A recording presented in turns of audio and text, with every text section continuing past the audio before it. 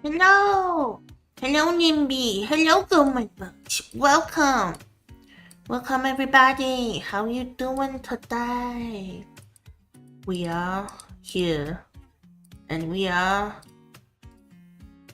here. What am I saying? Okay, we are here. We are here. Good morning. Good morning, Nimby. Good morning. Good morning, everybody. Good morning, goobermode.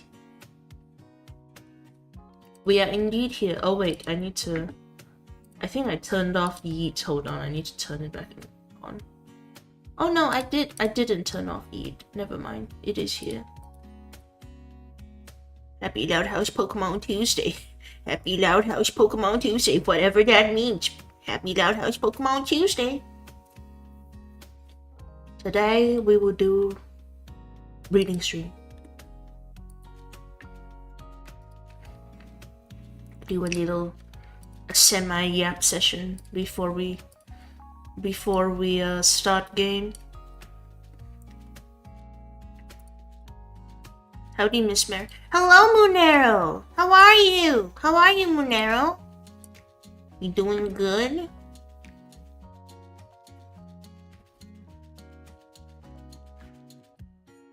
You doing swell? Good, literally just woke up. Nice!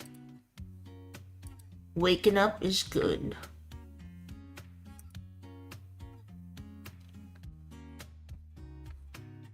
Waking up is good. What time is it? Because you woke up. I watched the Loud House Pokemon episodes. Oh, okay. I get it now. I kind of get it. I feel like you explained it before, and I forgot. Because I forgot a lot. Because it's like sometimes. Okay, so it's like you tell me something, and I'm like, okay, that's cool, and then I will forget it, and then suddenly you ask me about something months ago, this very specific thing, and suddenly I can remember that one specific thing, but for some reason I can't remember. Like maybe it's like okay, I see these people every day, like maybe it's like my students, I see these students every day, but I forgot their names. I remember faces, but I forgot names. But then what if they tell me something very specific like months ago, and then I can remember it, but I forget what I did yesterday. So that's kind of like my memory. Like I have very specific memories, but not very good in general, I feel, for my memories. They'd be like, what was I doing yesterday? What was I doing? Yeah. We're yapping. Yapping. Do a bit of yapping before we start the game. I actually haven't started the game, which is fine and dandy. It's just a visual novel. I don't think it'll take like a long time to install or anything. I could start the game. I'll start the game first. Listen to the music on my end. It's probably got cool music. So far the previous few games, it had cool like opening music, but it was kind of copyrighted, so I didn't leave it on the main menu too much. Daryl. Oh, hello, Daryl. Welcome, Daryl. Let's play some Vampire the Masquerade: Reckoning of New York. Yeah, it's the game is the third game in the series. So, but I think it should give enough context that I don't think the first two games the context will matter.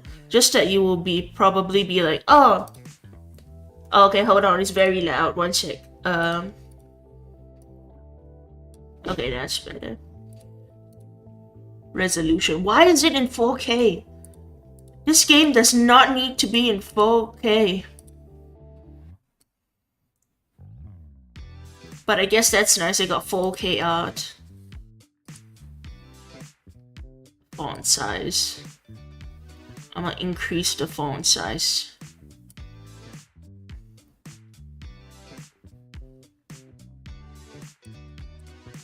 Hello, Briar and Chet. Hello, Red Bernie. Welcome, Red Bernie. 4K, you get to taste the color and smell and sound. What I'm seeing tastes like spaghetti.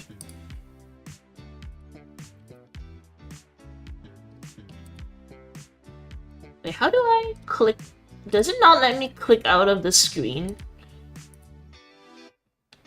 Oh, it doesn't let me click out of the screen. If I click out of the screen, the audio stops.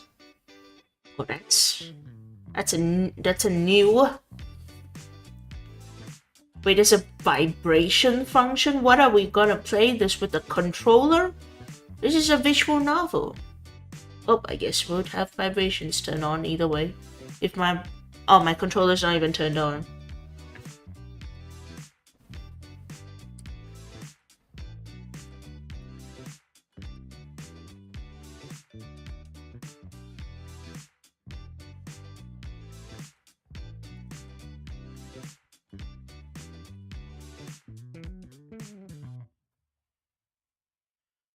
Haptic feedback is superior, but it's a visual novel.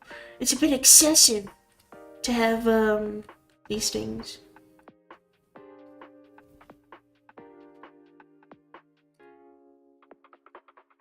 But we will try. We'll play. Yes, we will play. We will play as soon as I connect the game to OBS.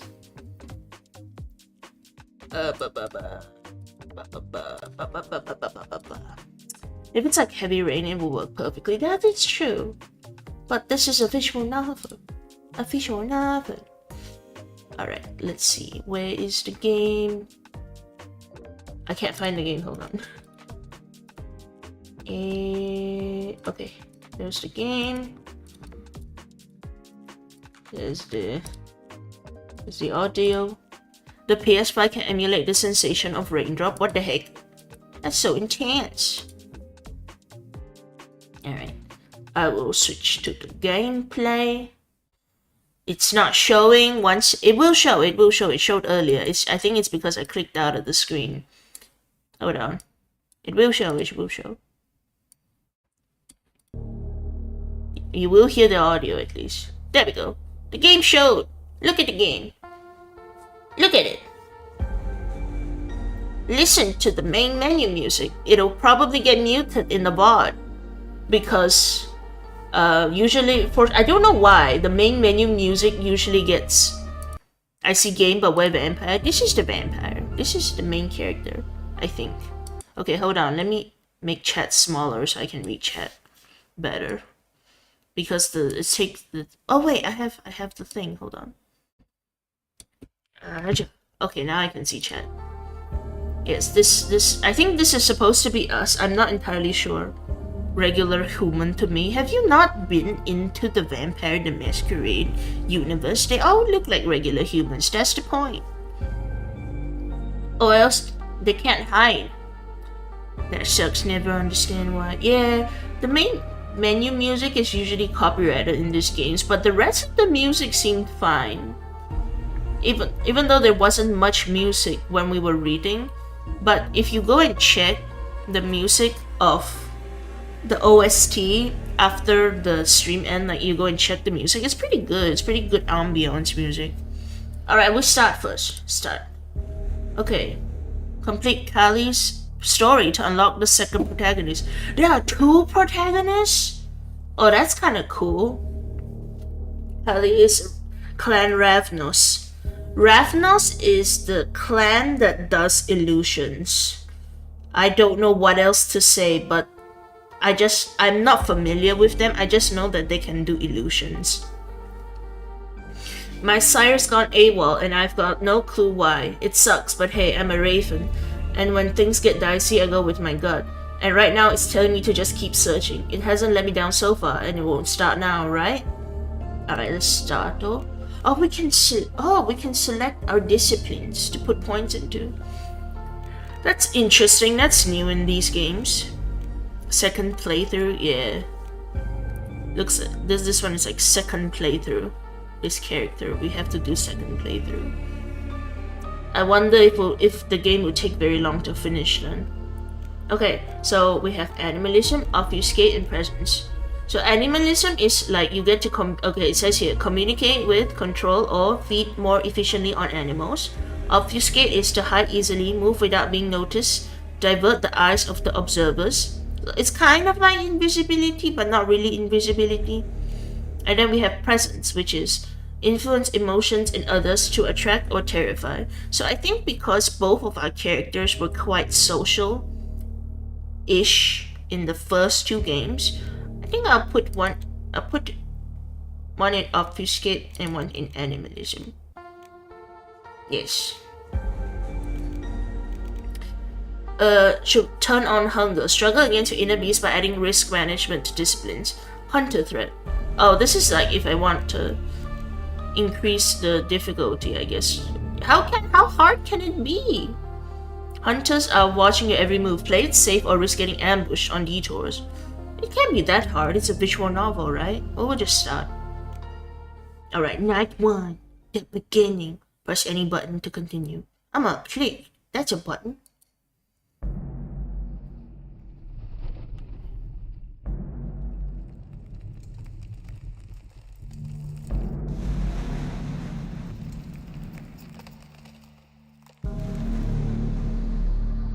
Okay.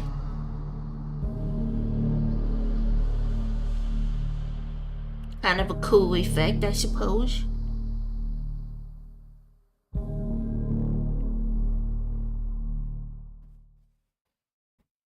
December 2024, 7 nights to New Year.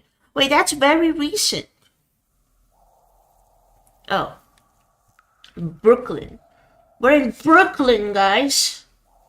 No country for Odkin, night 1. Glossary. We have glossaries already, in case we don't know what's going on. We have journal. Anything in the journal? Oh, we have, okay, so it's very clear. Night 1, night 2, night 3, night 4, 5, 6, 7, and then New Year's Eve. So New Year's Eve should be like the finale or something. Characters, Callie. Dark web dealer, drifting through life from one rave to another and scamming people for a living. Callie was a Ravnos through and through long before catching the eye of Reynard Castle. Seeing her as a potential asset, he promptly embraced her almost 2 years ago. Her unique insight into human nature and access to secure dark web trading channels have been... Wait, where is it? Ow, ow, ow, ow! Hi, Mau Mau. Hello. Have been a great boon to her coterie. As the logistics expert, she ensures the merchandise, no matter how shady, ends up in the right hands. However, with her sire's mysterious disappearance, Callie must learn how to swim in uncharted waters instead of simply relying on her gifts and Lady Luck's smile. Oh, hello, Nash. Welcome, Nash. Hello, Mau Mau. Okay. D'Angelo's Bureau, if you can even call it that, feels more like a rough draft of an asteroid belt. Suggesting it's shabby almost gives it too much credit, as if there's some hidden allure to the mess, which there definitely isn't. I'm not doing good today. Oh no, what happened, Mau Mau? Oh wait, I think I need to put myself on the other side if the text is gonna be this side. Is the text gonna be this side? Okay, maybe I'll put myself on the other side first. 1 second. Wait, that's YouTube chat.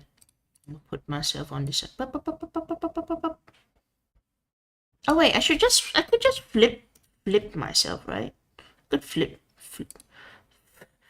I could flip and then it would look, oh no, that looks so cursed because the jacket is on the other side. It looks so cursed, kind of. Okay, wait, I flip myself back. Flipper. Okay. There, that works. There, that works. Life happened, but it's okay. I'm here. Oh, I hope tonight's scuff will help you be very more happy. Yes. I hope make you more happy. Lol, mirror. Yeah, it was a mirror. How was your day today, Briar? My day was decent. I'll say decent. Okay, hold on. Oh, hello, Zed. Welcome, Zed. I am already happy. That's nice. Okay. His head is cocked thoughtfully, beady eyes piercing me right through. Does this acute interest stem from the matter I brought in, or does he simply enjoy watching me wriggling in this wretched chair? Oh no, was it that bad? No, it's more like... It was just kind of busy, I guess. I'd ask, but underneath the repulsive mask of his face, I noticed something that looks a lot like fear, a detail I'd pocket for later. A strong synthetic odor taints the still air. The world is moving forward, but this crap reeks worse than your average smoke, and the way he squashes those mini cigs in the ashtray, it's clear 𝑑'Angelo's struggling to shake off old habits. Not that I'm one to throw stones, but he's quite the character. Useful, but infuriating too at times. Like right now, for example. Do I cover it? Wait, okay, maybe to the side a little bit more. Okay. How was I forgot what was 𝑑'Angelo's voice. I forgot all their voices. Every time. Literally every time. I am, consistency is not my forte. Let me just get this straight. You lost your sire, eh? Patience, Callie. No, I didn't lose him. He just chose to be a no-show. Which doesn't happen all that often, I take it. Not without telling me it doesn't. Reynard Castle has a knack for vanishing, though. Maybe he had to make himself scarce. Skip town. He'd have left me a clue for sure. You still relying on those wall tags? The hobo code or whatnot? Little Chandler here has totally been killing it lately. I mean, I might have casually mentioned the code once or twice, but nothing major. Well, alright, maybe I showed him a symbol, one that's pretty much useless on its own. If Reynard catches wind of me spilling the beans, he's gonna flip. He's like Fort Knox when it comes to our secrets. We do, and I found absolutely zilch, which doesn't happen, by the way. We never bail on each other when we split up for stuff like this. It's just too dangerous. Maybe he didn't have a chance to leave a trail. Were you two supposed to rendezvous? I should tell him. Coney Island, just a few blocks off the Wonder Wheel. He nods, utterly unsurprised, and I feel my hackles rise. You knew already. I had a hunch, but thanks for telling me either way. Maybe dropping 𝑑'Angelo's wasn't such a great plan, or maybe he's not as useless as I assumed, but he's definitely got me on edge. I shoot him a skeptical glance, but he appears to be somewhere else. Lost in his own thoughts, his lips move silently, almost like he's whispering a prayer. Prick my ears, I guess. I strain my ears and finally catch a few words. When a damsel in distress entered his dimly lit office, lost in the urban jungle and with nowhere to go, she turned to the only person she could trust, Detective Extraordinaire Gianni 𝑑'Angelo, but neither of them foresaw the storm brewing, ready to shake their world to its core. Yeah, his whole thing in the previous games apparently was that he has to go into noir detective mode to be the detective. I'm gonna go eat 𝒓𝒂𝒑. Alright, have fun with your 𝒓𝒂𝒑. Hope it's delicious. I'll be back. Okay. I'll skip over your noir wet dreams, but what's the deal with the storm? Don't you worry about it. The way he says it really makes me worry about it, but I brush it off. So you made your way to Coney Island, but came up empty-handed. No castle, no trail to follow. Anything noteworthy at all? Just your typical shady assholes loitering around, clearly up to something. Pretty standard for New York City as far as I'm aware. Shady assholes? Who? Kindred? Regular folks, I think. Oh, twitchy and restless. Twitchy and restless. He furrows his brow, nodding slowly, but seems more in mourning than in deep thought. When he finally speaks, it's not at all what I was expecting to hear. To be frank, Callie, I'm running short on answers. Your sire seems just temporarily unavailable, or gone for good, or something else. Can't say I'm entirely shocked. Oh, hello, Elite Trainer. Welcome, Elite Trainer. He tries to stroll around nonchalantly, but the mess in his bureau is just as nonchalantly throws him off balance. It completely ruins his noir vibe, so I shoot him a cheeky grin, but he's too caught up to even notice. Breaking character must have rattled him good. Haven't slept and my head hurts. Oh no! Back to bed, Elite! Go back to bed! If I were you, I'd take a leaf out of his book and disappear, pronto. In fact, that's exactly what I intend to do once I'm through with my business in the city.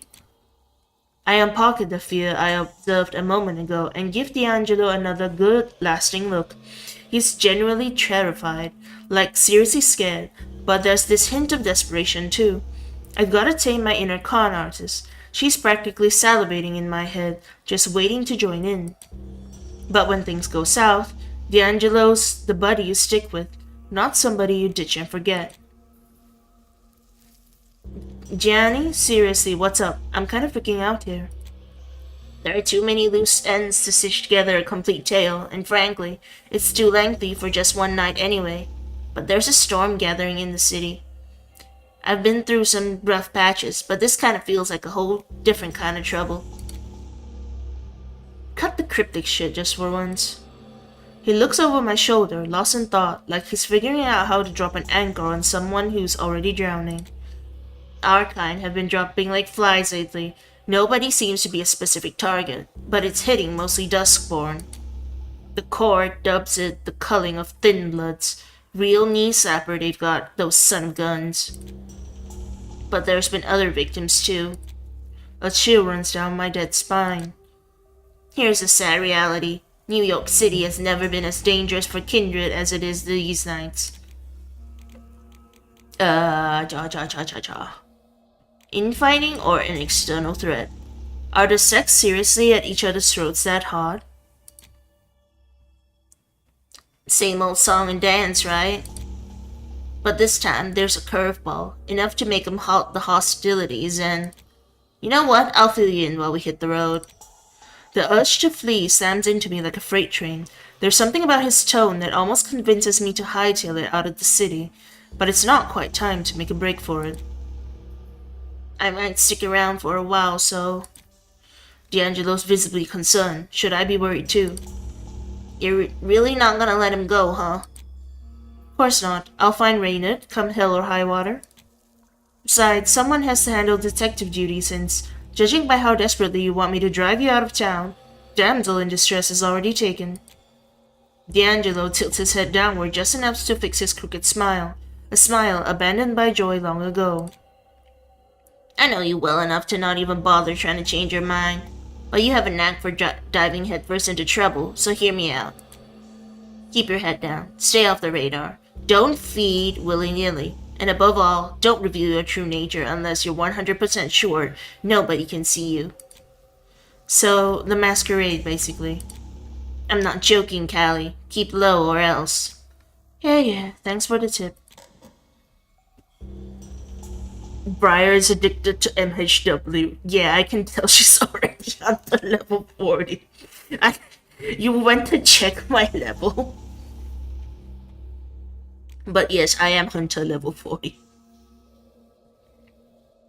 I rise to my feet and wave goodbye as I head out the door. I'll grab you once I've found Reynard. On my own, since you've been such a big help. Oh nice, we're outside. In the streets of Brooklyn Lane. And the cars are going by. I have a friend list. Yes, you do have a friend list. I guess that's where you saw it. It takes me a while to actually notice the air around me, crisp and clear, without the ever-present stench of D'Angelo's nicotine habit. I find it's taking me longer each time to catch on. When will I reach the point where I don't notice it anymore? Reynard's silence and the total lack of hints about his whereabouts bug me way more than I'm ready to say out loud.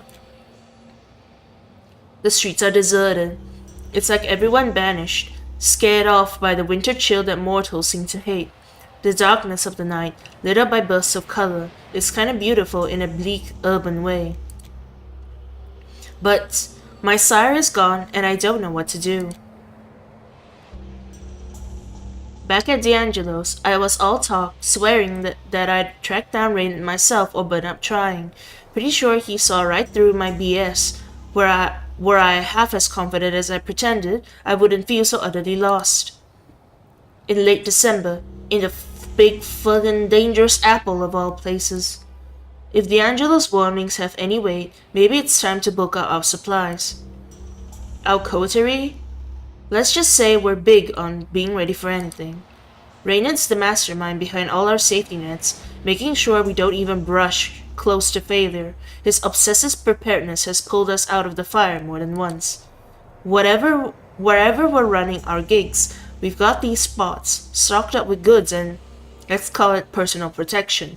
One of those hidden cache lies just around the block if I remember right. It's been ages, but that's probably the first place I should hit up before I go hunting for Reynard. Better safe than in a grave, right? Ah, sick! Oh, now I'm covering this side, but it's fine, it's not the main story. Oh my god, it's a little loud. Okay. Precautionary measures, G-Tor. Survival is the game we all play, or so Reynard always preached to our gang. That's why we've stashed supply caches all over. If D'Angelo's warnings hold water, grabbing some supplies might come in handy. And then we got Square 1, Coney Island. Main quest. The rundown parking lot where I stashed my RV seems deserted enough to keep away prying eyes. I should head back to Coney Island and see if Reynard showed up while I was away. Or maybe he left one of our signature wall signs, cluing me on what to do next. Square 1, the RV. Sure, my RV is a fortress on wheels and all, but I better move it before it starts drawing too much attention. And if anything happens to our stash, well, I'd rather not dwell on that. Unless I want dodging Reynard to become my main focus instead of figuring out where he vanished. I think we can do the detour first for supplies since it mentioned it.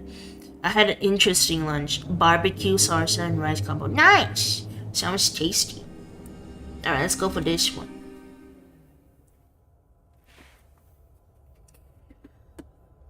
Great, just fudging great. Looking over the wreckage of what used to be my secret stash, I can't stop the flood of swears. Whoever the hell found it, they cleared it out completely. They didn't even have the courtesy to leave a "my bad" for the raid note. It wasn't a treasure trove or anything, just an old combat knife, a bulletless revolver, and some jewelry I was planning to pawn off for far less than what they're worth. I get why they take that stuff, but seriously, what's anyone gonna do with a cooler full of expired blood bags? Could this have been work of one of our kind? After what D'Angelo said, it doesn't seem too far-fetched. Fudge. Whoever they are, they better hope I don't find them first. Stepping back onto the streets, the harsh reality hits me. My gear is history, and no amount of complaining is going to magically bring it back. Believe me, I tried. But then again, maybe I'm just being paranoid. D'Angelo has a thing for urban legends and slapping conspiracy theories onto pretty much anything. Why should this time be any different?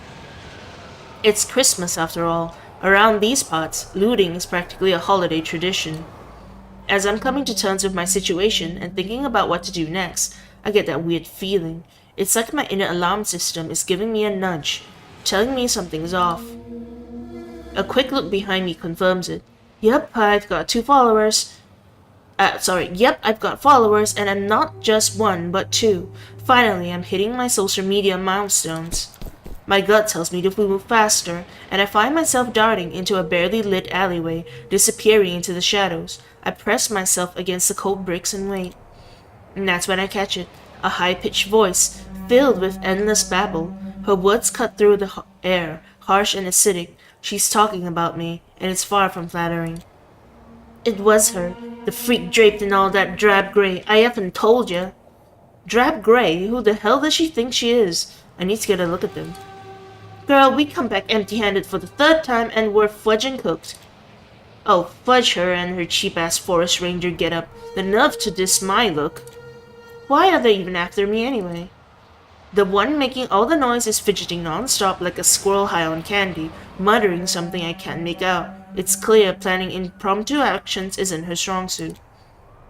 The other one seems timid, obviously wishing she was anywhere but here. I'd find the whole scene hilarious under different circumstances, but I've got bigger fish to fry than this low-budget permanent midnight remake. I'ma wait more. Still, she might let something slip that's actually worth hearing. If hanging around Reynard has taught me anything, is that there's no such thing as useless intel. The loud one suddenly steps in front of her buddy, shoving her aside pretty harshly. Go look around the corner. I'll check things out here. That bitch gotta be nearby. Buzz me on the radio if anything pops up. With a noticeable lack of enthusiasm, the other girl drags herself away, letting out a sigh of relief, clearly glad to dodge this mess even just for a bit. The moment she's out of sight, the loud mouth digs into her pocket and after a moment of fumbling, takes a loud snort of something. Well, that just sheds some light on her jitteriness. Too bad she's now blocking my only way out of this alley, but from what I can tell, no one's watching. No, we're not gonna nom, we're just... wait. Going head to toe with her seems hardly worth it, even though everything inside me is shouting to do just that. Reining in that urge is no small feat. That drive has been a part of me, way before Raina turned me into a Ravnos. So I hang back, waiting just long enough for her to tire of waiting around. Maybe the buzz carried her off to some other distraction. Regardless, she finally takes off, and I've got the green light to slip away. Damn, it turns out D'Angelo wasn't just blowing smoke up my ass. Still, I've got places to be, things to handle. I just hope this didn't eat up too much time. Finding Raynet remains a top priority. I could go back to Coney Island and see if he turned up while I was gone. The possibility of berating him for thoughtlessness cracks me up, if only a little. And yeah, I gotta move the RV before it draws too much attention, before some busybody develops an unwanted interest in it. But there's no point in driving it to Coney Island when I can take the subway, so what to do first? I think I will move the RV instead of going to Coney Island, because I don't think he'll be there that fast. Also, they're both in Brooklyn. And then Manhattan is here, and Bronx is here, and Queens is here. That's nice. And Staten Island is here. I had no idea what these parts are. Alright, let's go to do the RV. If anything happens to our stash, Rainier's gonna skin me when he shows up. I happen to like my skin. Had it for as long as I can remember. Plus, it's not like he's facing his final death or anything, I think. New York really lives up to its rep as a city that never sleeps. People keep walking past, oblivious to the intensity of my gaze. The blood slowly coursing through their veins just beneath the surface of their skin tempts me in ways I cannot describe. I force myself to look away, not for the dregs of my own mortality, nor because I feel any grand respect for them. It's simpler than that. Too many eyes, too much risk, my crew's unspoken credo. As I approach the ruined parking lot where I stashed my RV, I freeze. Shit, there's already a crowd miling around. 2, no 3 of them. Maybe mortal, but kindred or ghouls are much more likely. 'Cause what, random thieves suddenly got their hands itchy for an RV as old as mine? No, they must be Camarilla types given where we are. I can feel my vitae starting to boil, but I play it cool. What's their interest in my RV? How'd they even find it? And more importantly, how do I get them to leave? Do I need to use... Okay. Chemistry, I'll give them something to chase. Or silence of death, now they hear me. Hold on. I think I need to check my powers. Disciplines. Animalism. Can I not check? Okay. I'll just get... I'll give them something to chase, I guess. Do an illusion. Hunger increases, that's not good. I gesture subtly towards the far end of the lot and conjure up the loud, discordant sound of a garbage bin falling over, coupled with muffled curses and retreating steps. With luck, the prowlers will take the bait. They do.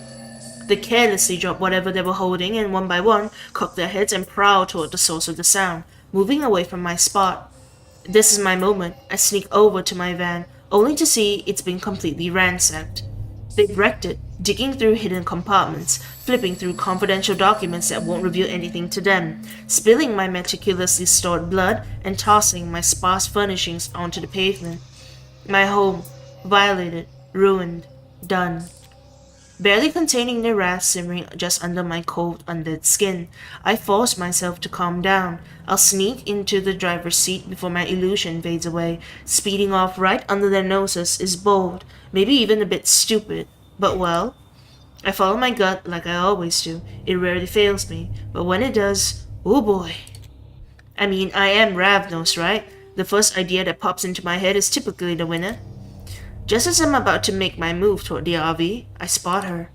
Actually, scratch that. It's my skin that reacts first, every hair standing on end as if electrocuted. An alarm blares in my head, screaming danger. Only then do I see her stepping smoothly out of the shadows, gait relaxed and yet somehow predatory. Who is this girl? I forgot her name. We only saw her picture, but we never got her name. She has like red hair on top of her head that's like all curled up and like a little dot on her cheek. Leaving so soon, sugar? I have no idea who she is, and I'm normally spot on in identifying those who prefer me finally dead. It's handy in my line of business. Yep, duty calls, and by duty I mean you can F the right off. She doesn't even blink at my quip and just keeps inching closer. I feel an urge to step back, but a quick side-eye informs me that the prowlers have returned and are standing right behind me. I'm afraid you're gonna have to come with me. Am I a criminal now? What, is this your princess parking spot or something? Because you know, this hardly looks like your domain. You're dressed a bit too fancy for these parts, lady. Her smile stretches wider, but it's devoid of any real humor or warmth. She's only steps away now, and I'm effectively trapped. Val? Oh right, that was her name. That was her name. It was like Val. Parking's hardly the concern, and I'd hope you're not naive to think so. No, it's your extracurricular activities that have raised a few eyebrows. Somebody has been very naughty indeed. Extracurricular activities, you've lost me there. Oh, how she jests. I'm not going to run down the entire list of the council's accusations, but incidentally, that is where I'm taking you right now. Who the hell are you even? I'm Valerie Duval, sugar, the scourge of New York. It's an executor, yes. She is an executor. She can murder us if she wants to, if she has permission. You can either accompany me without a fuss, or, well, let's just leave it at the first option. It's decidedly in your best interests. She gestures to one of the prowlers behind me, her henchman, I guess, who brandishes a hefty, sharpened stake. My throat tightens involuntarily. What the fudge does the council want with me? Our crew's business isn't all that against their precious traditions, is it? I'm not without reason, darling. Your move? God, she's annoying. Is this like a contest for you, using as many hackneyed names as possible in a single conversation? The tip of the stake jabs painfully against my back, right where my heart would be beating madly if it wasn't all shriveled up. Shit. Last chance, baby. Alright, geez, I'll fudging go with you. Valerie tosses me a so-called smile, the sort that could turn the sun into ice. Good girl. Now come, the council is waiting. New York is the most dangerous place to be. We're gonna die. Judgment at the Elysium main quest. Now I'm being slammed with some bullshit accusations and hauled to Elysium for interrogation. What the fudge? There's no way I'm playing along. Well, maybe I am, seeing as I'm about to go fang to fang with New York's ivory tower. That's in Queens, in the art hole. Yeah, the art hole. So this is their joint, the art hole. Seriously, could they have picked a more pretentious spot? The ivory tower splinter has wedged itself right in the middle of New York City's swankiest row. Welcome to the still heart of the Camarilla's intricate machinations. Here's where the local kindred clink their glasses, all while plotting each other's demise. Unless, of course, you're a pariah like me, an outcast from a wrong clan with a knack for stirring up trouble. In which case, you're screwed from the get-go. Honestly, I prefer not knowing how posh it is. Places like this don't exactly roll out the red carpet for someone who deals with my kind of stuff. but since I've got no immediate escape plans, might as well play along. I'd happily shit on the principal, but gotta admit, it seems pretty low-key on the outside, not counting the two chuckling goons who clearly missed the memo on blending with the crowd. Oh, hello, Jed. Welcome, Jed. How are you? And on that note, is there a giggle-worthy revelation you'd care to share with me, Birdie? Your demeanor hints at a job well done, does it not? The awkward freeze frame those two are stuck in would be comedy gold if I wasn't knee-deep in my own mess. Yeah, Miss Duval, sir. I mean, not really anything too wild, you know? Just like the usual stuff we're seeing, I guess. Does this usual stuff include dubious characters within a mile's reach of Elysium? Groups for which you were specifically instructed to watch out? 3 of them, to be exact, if my count holds true. I'm good, just burned out. Aw, hope you have a nice rest then, Jed. 3 groups up front. Honestly, I didn't spot a thing. Then again, maybe I'm just not clued in on what to look out for. I'ma let her cook. I like how let her cook is actually an option. Let her cook. I mean, I apologize. We really should have. Yes, you really should have. Boy, that shot through him like an icy bullet. I wasn't exactly cozy myself, but that poor sod probably just shed the last ounce of warmth left in him. Return to your duties at once. I'll be expecting a detailed report within the next hour. Wanted to say hi before I blacked out. Alright, thank you for coming, Jen. Have a nice rest. Go to bed. Have a good sleep. Yes, Mr. Wells, sir. He waddles off like a scolded kid and his pal refuses to meet our eyes. I throw Valerie a look of unwilling respect. She obviously holds some serious clout in these parts. Come now, dragging your feet unto no favors. And believe me, you could use a few. Is that an offer, Miss Duval? Her smile serves as enough of a silent veto to make it clear that prying any further out. Thanks, Elite. Prying any further is futile. Not exactly a good sign. She swings the door open, but there's no warm invitation in the gesture. Oh, it's inside of the art hall. The place doesn't quite live up to the posh art gallery image in my mind. Sure, there's a hint of what could be, I don't know how to pronounce it, Basquiat on the walls, but most of the art is either shoved aside or covered up. My instinct shifted into overdrive, buzzed up a quick room survey. Search for escape routes. No vents, no fancy chandeliers daring me to escape, and definitely no clear exits, especially not through those reinforced windows. Trying to pull off a Chris Angel-style stunt would likely start with a bang and end with my head on the chopping block. Step 2 practically unfolds on its own. The room's a powder keg of kindred in the middle of an intense debate. The tension is palpable, suspicion dialed up to 11. That's when their voices finally break through the walls of my focus. Wouldn't have been such an issue if we had taken action when— Ow!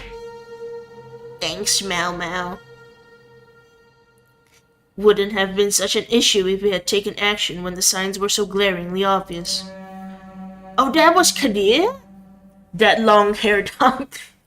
What we called? Our character's calling him a long-haired hunk.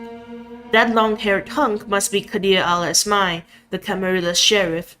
I've had my fill of stories about him, but now I can put a face to the reputation. Oh, this is, I forgot what his name is. You ain't wrong, Red. New York is a hellhole. You ate their chocolate and you're content. Welcome back, Mau Mau. I forgot what this guy's voice was like. If only the rest of us were blessed with your profound gift of foresight, Sheriff, our life would be a walk in the park. Allow me to emphasize our risk aren't limited to a single front. Acting on a gut feeling might work wonders in motion pictures. Hell, in the real world, it's a different story. This one's a mystery to me, but the way he's navigating the conversation, he's clearly a heavyweight in these parts. Oh yeah, Kadir has deep voice. Spare me the presence of ignorance, Arturo. The pattern was unmistakable well over a month ago, and now... He looks so casual now. Arturo. Thomas Arturo. Shit. Rainer explicitly told me to steer clear of this guy's mess.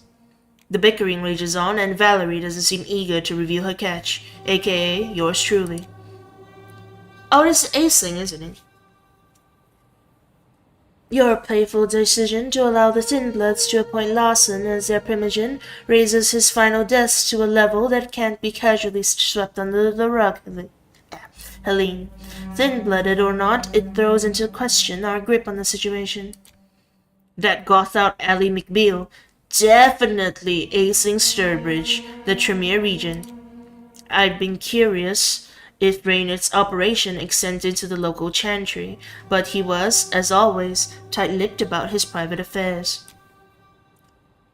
Oh yeah, this is Helene then. What would you have me do then? Unleash our dear sheriff without adequate reconnaissance, just in the name of haste? We can't overlook his excessive efficacy in the last skirmish, can we? Doesn't the prospect of a masquerade breach give you pause? Behold the queen bee herself, Helene Panhard, the reigning prince of 𝑺𝒕𝒓𝒂𝒎. Is this... what was his name? What his name? The Anarch. Torek, that was his name. Couldn't remember it for the life of me.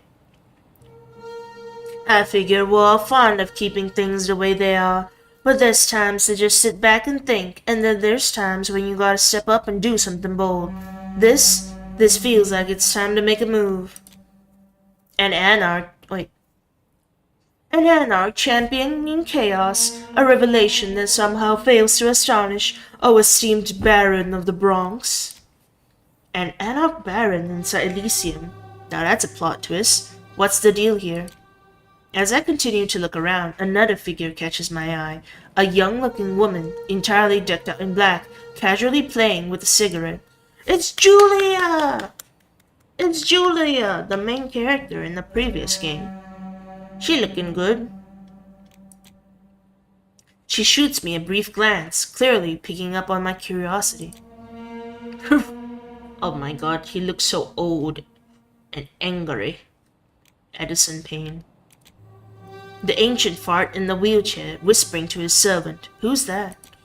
Right as he's about to chime in, some lanky guy I totally missed till now decides to butt in. Oh, this is the main character. This is the other main character. That we can select in the beginning of this game, but we have to finish this game before we can play him. My apologies for interrupting, Mr. Payne, but it appears Miss Duval has brought forth the issue you mentioned earlier. It might be wise to ensure she is not exposed to unnecessary information. How did I overlook this guy? He's all limbs and quirks, playing with some odd ring on his finger. He sticks out in this upscale bunch like a sore thumb. Is my mojo on vacation or what? Yes, thank you for that shrewd observation, Caitiff. Caitiffs are vampires without a clan. Jack of all trades but masters of none. Okay, so I think he's like, he has no clan. Because he just has no clan. I forgot, it's Thin Blood and Caitiff the same? I think it's not the same, but they're like overlapping, I forgot. She hurls those words like she's spitting venom. Whatever the opposite of sympathy is, she's brimming with it.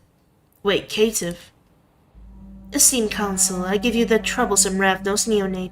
I gather you all desire a swift resolution to this matter, especially given her reluctance to cooperate. As if on cue, every eye shifts to me. I'm not one to beckle under stage fright, but this silent ostracism is on a whole new level. In this room, I'm on my own. I understand the formal necessity of addressing all this, as well as my role in the matter. However, there are more pressing concerns demanding attention, far more pressing. Shall we discard all traditions too while we're at it? We've pirouetted around the Hudson problem for more than a year, yet our progress remains as stale as our debate. Certainly, to a few additional moments to honor the very laws you spearhead so vigorously couldn't hurt, could they? The Hudson's is a completely different beast, as you're well aware. We need to address the locust swarm engulfing New York before Camarilla's entire framework crumbles beneath its weight. And how does that sit with you, Pain? Just last night, 2 Duskborn and a fledgling from your clan were reduced to ashes, and we're still in the dark about who's pulling the strings. Shouldn't that worry you more than policing the purity of the red market? The old guy's servant steps forward, all awkward and rigid. In principle, I agree, Sheriff. However, should we continue to disregard even minor infractions, we broadcast a message of vulnerability. Vulnerability threatens our efforts within and beyond our borders, efforts we plan to carry on without interruption once the locust swamp, as you've termed it, is eradicated. I can't believe I'm saying it, but I'm inclined to agree with Gramps on this one. We can't simply let something like that slip through the cracks without taking proper measures. Julia! So you've assumed the role of his advocate now? Quite the bold ascent up the ladder of your own making, Julia. What's next on the horizon? Another hostile? Enough already. An awkward silence falls over the room, but it seems more about customs than actual respect. Guess we're all just creatures of habit, undead or alive. The sheer theatrics of the situation give me a moment to sneak a glance at. Let's look at the sheriff. Kadir's the best character. He's cool. The sheriff's avoiding eye contact with me, which you typically read as a weakness, but it's far from that. In fact, he's ice cold and focused. His gaze meeting mine might be the last thing I see before bidding farewell to my undead existence. But there's something deeper. He appears untamed, like a wolf in an ambush, perfectly still yet poised to tear into anyone foolish enough to trigger his fury. When the prince finally manages to speak, her voice lacks the confidence you anticipate from someone at the helm. We're all here for the same reason you are, Ainsley. Or am I mistaken and you forget where your loyalties lie? Even now, as she turns to me, her presence is weighed down. Not that I care, my head's on the chopping block, and she's the one calling the shots on whether it stays put or rolls off. Now let's put this issue to rest here or now. Strive for brevity, Sheriff. Understood. The weight of his gaze is enough for me to lower my shoulders. Whatever comes, it's not going to be pretty. Callie of Ravnos, you stand accused of violating the New York Camarillus praxis, infringing on the tradition of hospitality, and endangering the masquerade, among other things. Hospitality is, yeah, I didn't report to the city when I came into the city, I guess. Were the little movements part of other games' character models? I don't think there were little movements in the other games. So they really upgraded the art this time, I think. There were some little movements in the backgrounds in the previous games, but not so much the character models. There were a little bit like breathing or moving, but not too many little movements. Well, shit. Wait, on what grounds? Drop the act. There's a wealth of evidence in that recreational vehicle of yours, most of it confirming the suspicions we have been harboring over the recent months. Petty theft from our subjects, impersonation of other kindred, lineage forgery. Need I go on? Okay, guilty, but when did they start caring? It's not like I'm the only one dipping my toes into the ocean of misdemeanors. At least they don't know about our artifact gig. By your involvement in the large-scale blood and mortal trafficking outside of our scrutiny and the jurisdiction of the circulatory system is as obvious as it is dangerous to the stability of our domain. Large scale my ass, we hardly move anything through New York. Definitely not enough to impact their operations. Plus we're super careful. Especially with your clientele often being in direct hostility to our interests, as Primogen Payne was kind enough to confirm. Seriously, that can't be right. We always check our clients. Well, Raina does, but... Is this some kind of twisted way to set an example? Are they playing the undead IRS? What is their game, really? While some might chalk this up to colossal stupidity, I am neither so forgiving nor tolerant of fraudsters who respect nothing but their own gain. I'm not blind to the fact that Raynard's completely MIA in this whole story. He's the big cheese, the head honcho of the entire affair, though calling it an affair might be giving it too much credit. So why are they making it out like I'm the mastermind behind some global crime syndicate? This is not the time to be quiet, Raven. Oh, they call. Oh, okay, they call the Ravnos Raven. Okay, that makes sense. You know what? Fudge them. I'm not going down without a fight. Not my RV, obviously. Don't. I'm not your scapegoat. I'm just the chauffeur. Look, I'm just a driver, okay? What do I know? I go where I'm told, close my eyes, crank up some 𝑺𝒕𝒓𝒂𝒎, and let whatever happens in the back of the RV happen. So, a terrible taste in music and also a complete idiot, huh? Sorry, but I've got zilch for you, no answers, and honestly, nothing to clear my name from. Out of nowhere, something pierces my mind, shredding its defenses to dust. It's like my head's been turned inside out, exposing my very thought for their amusement. Ah, dang it, they're reading my mind. I whip my head toward the source of this eerie sensation, and boom, there's Kadir, the freaking sheriff, with those piercing eyes slicing through my layers of bullshit like it's cake. I earnestly hope you're not taking me for a fool. That would be a misstep of monumental proportions, unlike anything these walls have witnessed. I get a glimpse of Aisling out of the corner of my eye, silently mouthing words that look suspiciously like, I beg to differ. Right then, the curved sword appears in Kadir's hand, as though he's just pulled it straight from thin air. Or maybe I'm just going nuts. Honestly, I'd be totally shitting my pants right now if that part of me wasn't offline. I'm not here for your games, little Raven. Choose your next words carefully.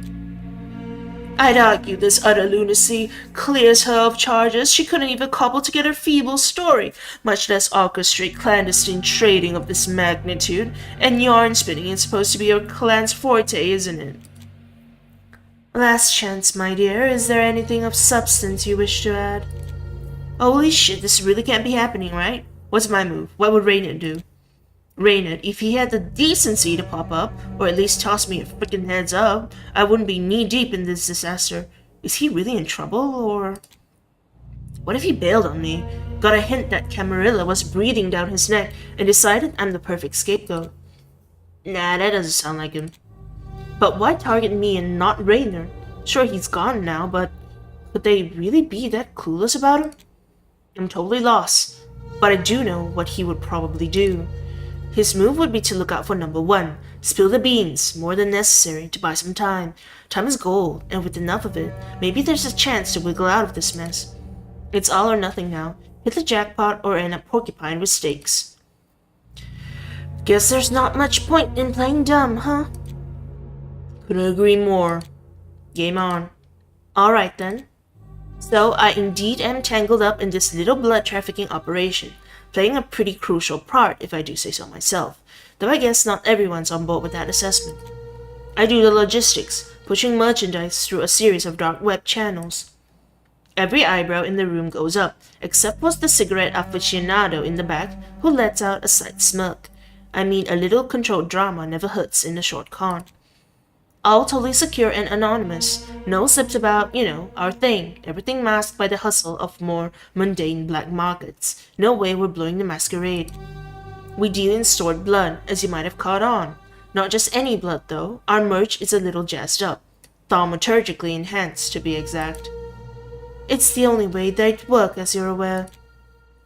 I am, but that's not for you to find out. Yeah, right, of course.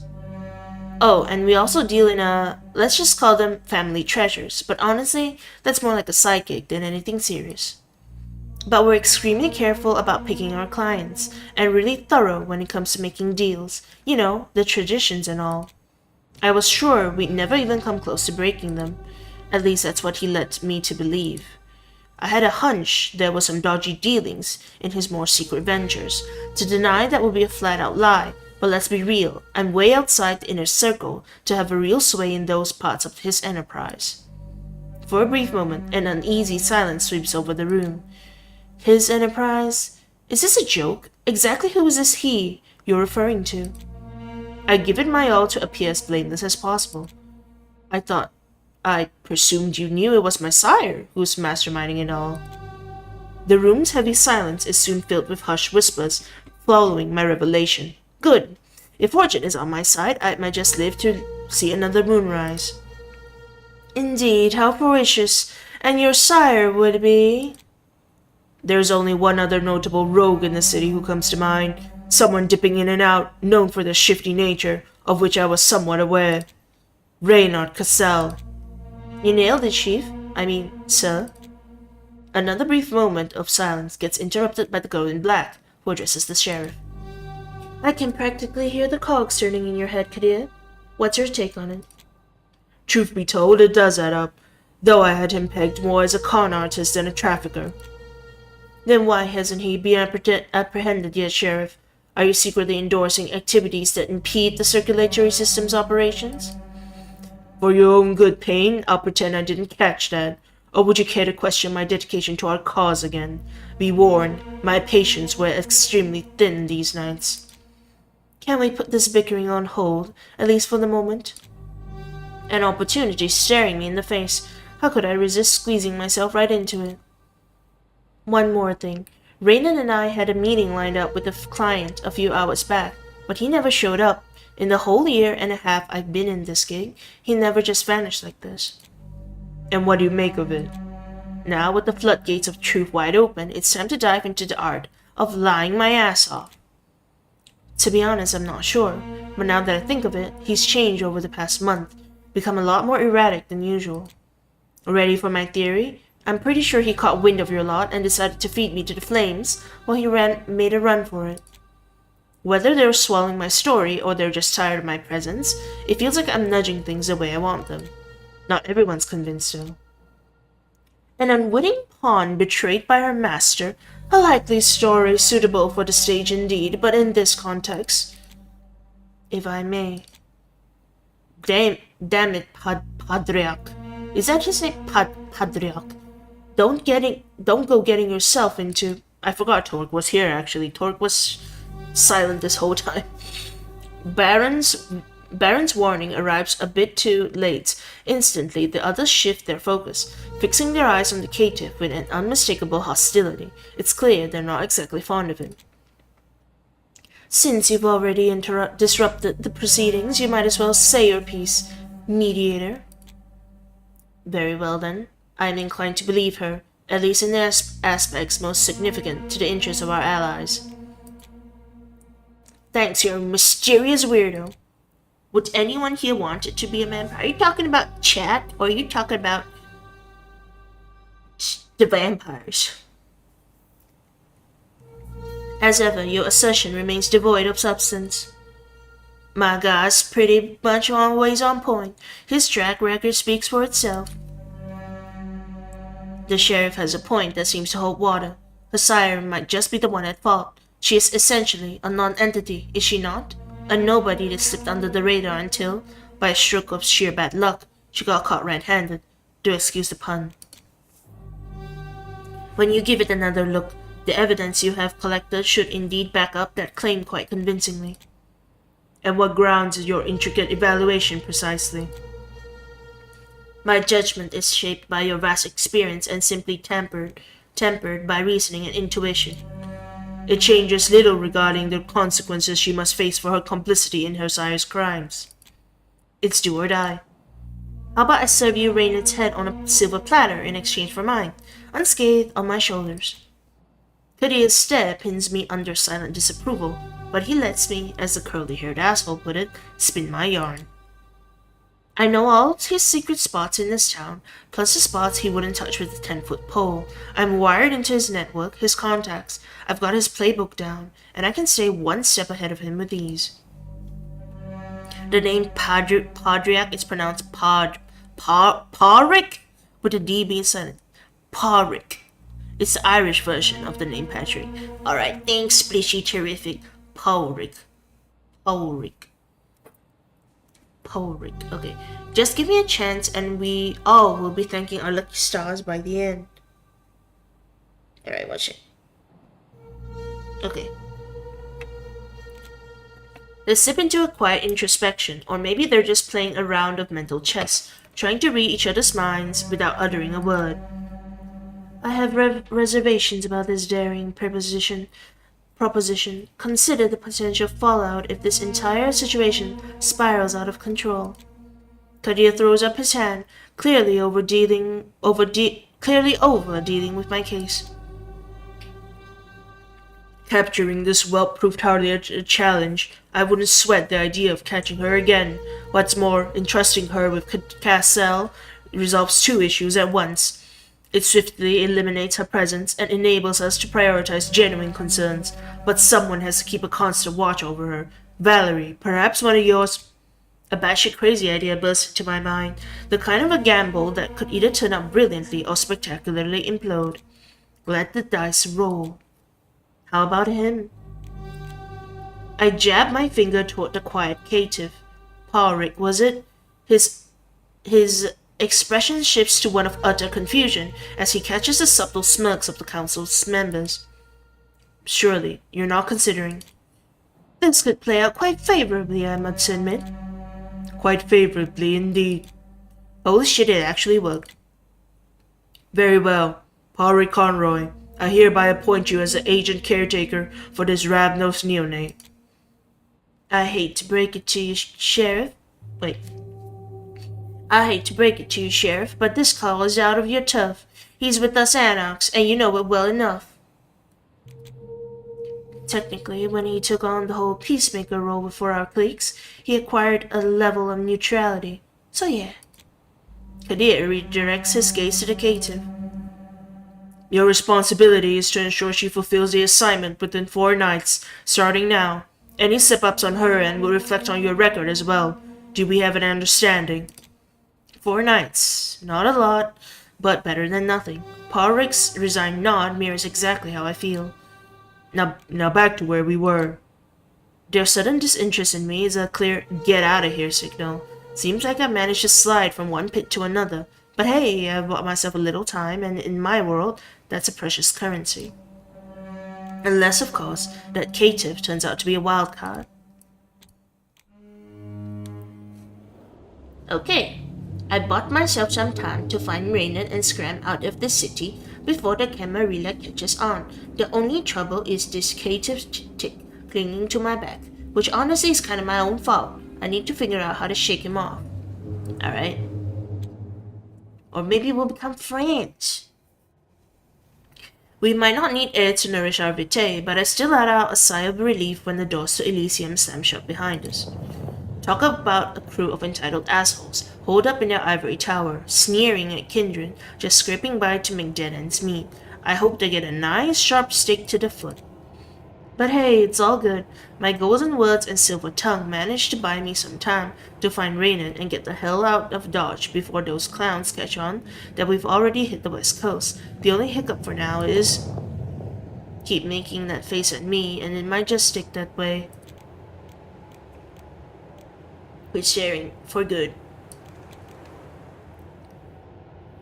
Oh wait, I thought I was gonna say, okay, I was rude to him, but I wanted to be like, I'm gonna stop looking at him.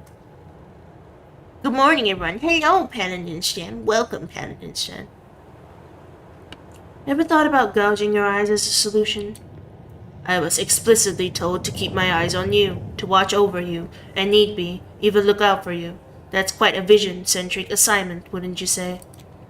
Do what you will, but know that my job would be a whole lot more pleasant if you worked with me here.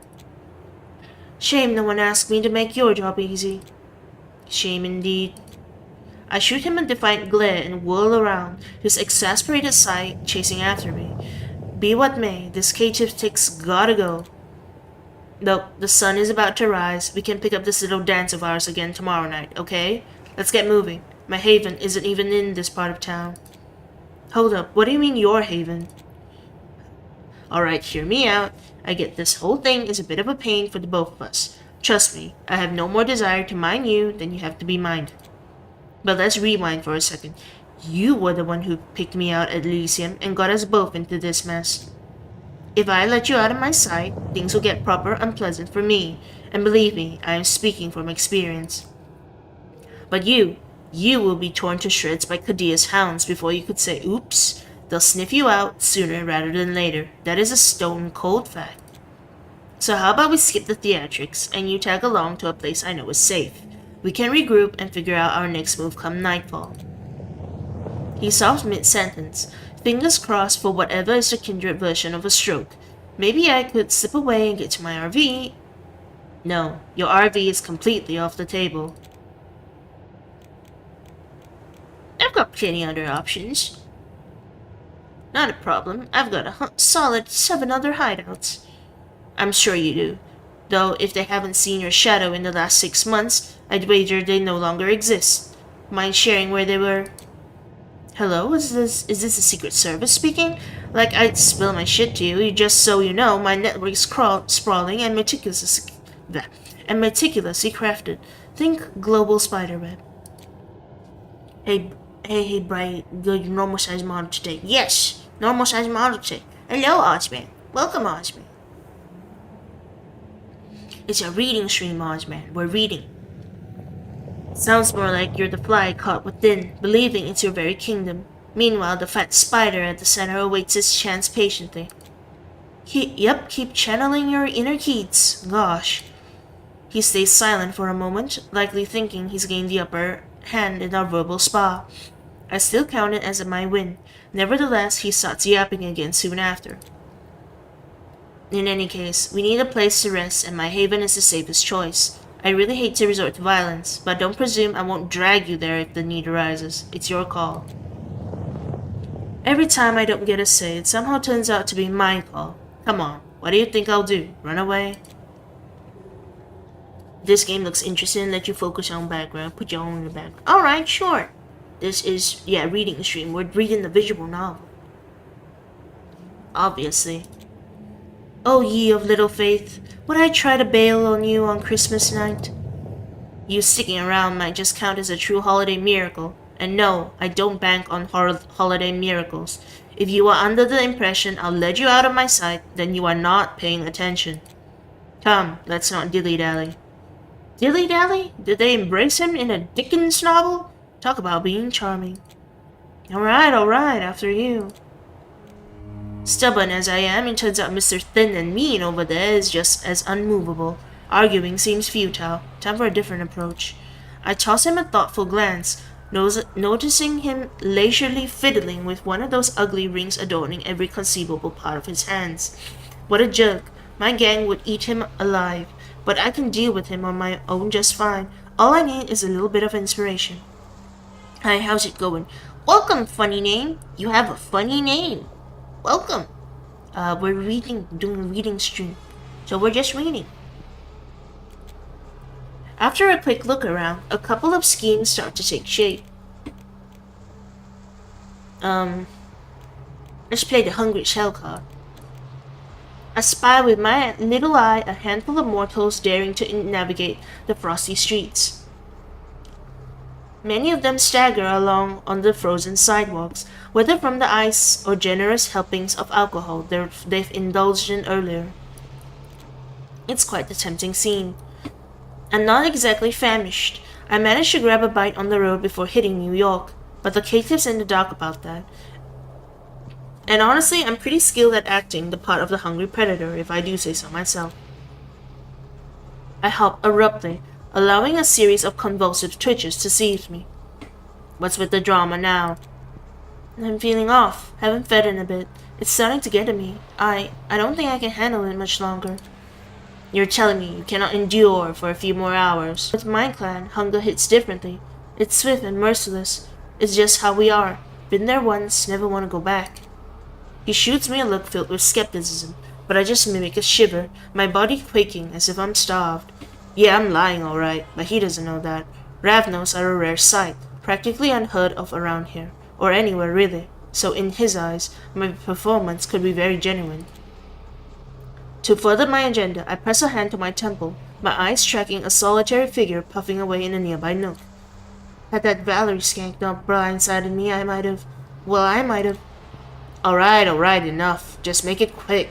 I'll stay close, just in case. We make our way toward this isolated figure. Parik positions himself to block any escape, while I face our target. The guy blows out a cloud of smoke, his eyes dazed, mumbling under his breath. Sorry, pal.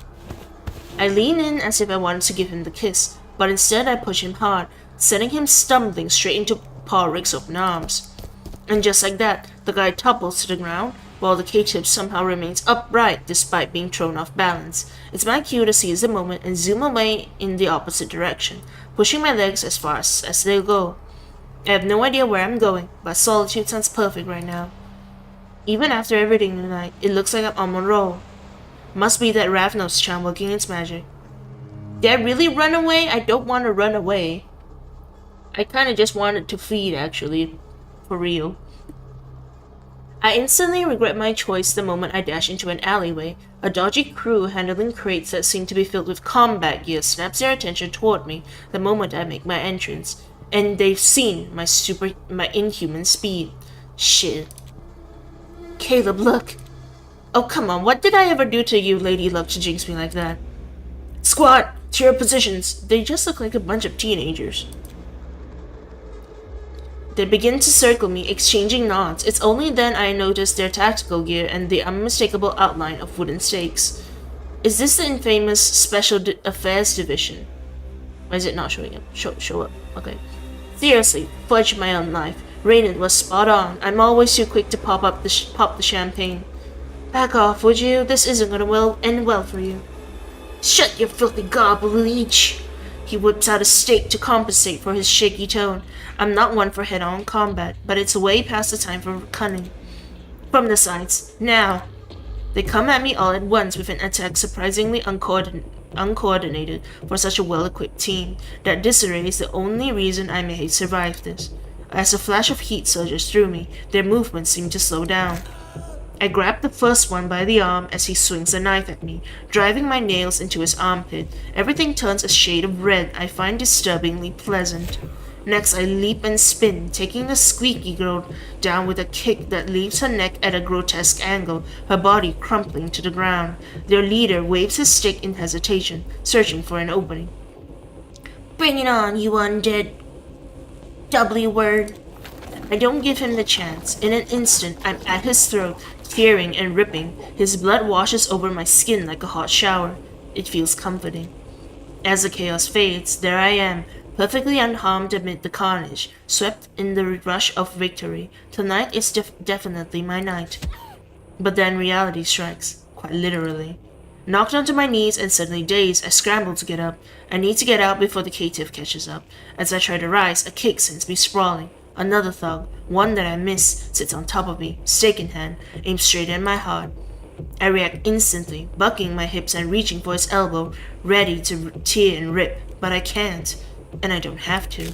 Suddenly, hands encircle the thug's neck, twisting it in a complete circle, reminiscent of some horror movie owl. He drops beside me lifeless as the K-tip casually retrieves the stake. So hunger took you out, huh? Piss off. I believe thank you is the phrase you're looking for. You should be glad I caught up to you so quickly. He extends his hand with grace, and there's a part of me itching to grab it, to pull at it and literally take him down a peg. But I let the moment pass. The brawls wore me out, and dawn's creeping up on us. I refuse his help, pushing myself up with a mix of pride and fatigue. Why don't you hold on to the stake? Consider it a memento of the time you nearly got taken out by a few hunters and needed my intervention. A slice of humble pie, if you will. I tucked the stake into my belt bag, feeling more awkward about it than I cared to show. For the record, I had it under control. But wait, hunters? Of course, you didn't seriously think it was the SAD, did you? He lets out a chuckle, the first one I've heard from him. It feels out of place, I think. Do not take it personally, but if it was the SAD you were up against, you'd have been taken out before you even realized it was a threat. They're too well organized, too professional. These guys, however. He sweeps his hand around, gesturing toward the fallen hunters. Well, they haven't quite mastered the element of surprise. Still, running into that many in one place. I know Kadir mentioned something about a locust swarm back in Elysium, but shit, that's more than just bad luck. Indeed, New York is nowhere near as safe for our kind as it once was. This is not your typical hunter behavior. It's an anomaly, and its source is still unknown. Until we figure it out, I strongly advise against sprinting like a demented cheetah, biting whatever's within harm's reach, or showing off your unique powers. For your own safety, assume you're under constant surveillance. Choose your moments wisely. It's the second time I'm hearing this kind of warning tonight. Maybe I should actually start paying attention. And you might want to rethink your attempts to ditch me. I might not arrive in time to save you the next time you get in trouble. The next time, he seems to have me all figured out. Alright, maybe sticking with you might have some benefits. Am I hearing things, or was that a compliment? And don't let it get to your head. Don't expect a repeat. Now what about that haven of yours? Alright. A detour. The stranger in the night. In New York City, you never know when you'll bump into the king of all douchebags, but honestly it feels like it happens every goddamn time you step outside. Or we can go to main quest, where 𝒂𝒐 lies low. The sun's about to rise, and I've had more than enough for one night. All I need is to sink into the deep dark void of rest, and tonight, 𝒂𝒏𝒄𝒄 Haven is the place to be. Is it even worth it to go through the detours? I think I'm being hunted already. I think we'll skip the detour. We'll go on the main quest because it's sunlight soon. Hi, hello, game player 75. Hello. The walk feels endlessly long. I try to focus on the task of locating Raynor, but my thoughts just won't line up right. Definitely not a promising end to the night. Before I know it, we're already there.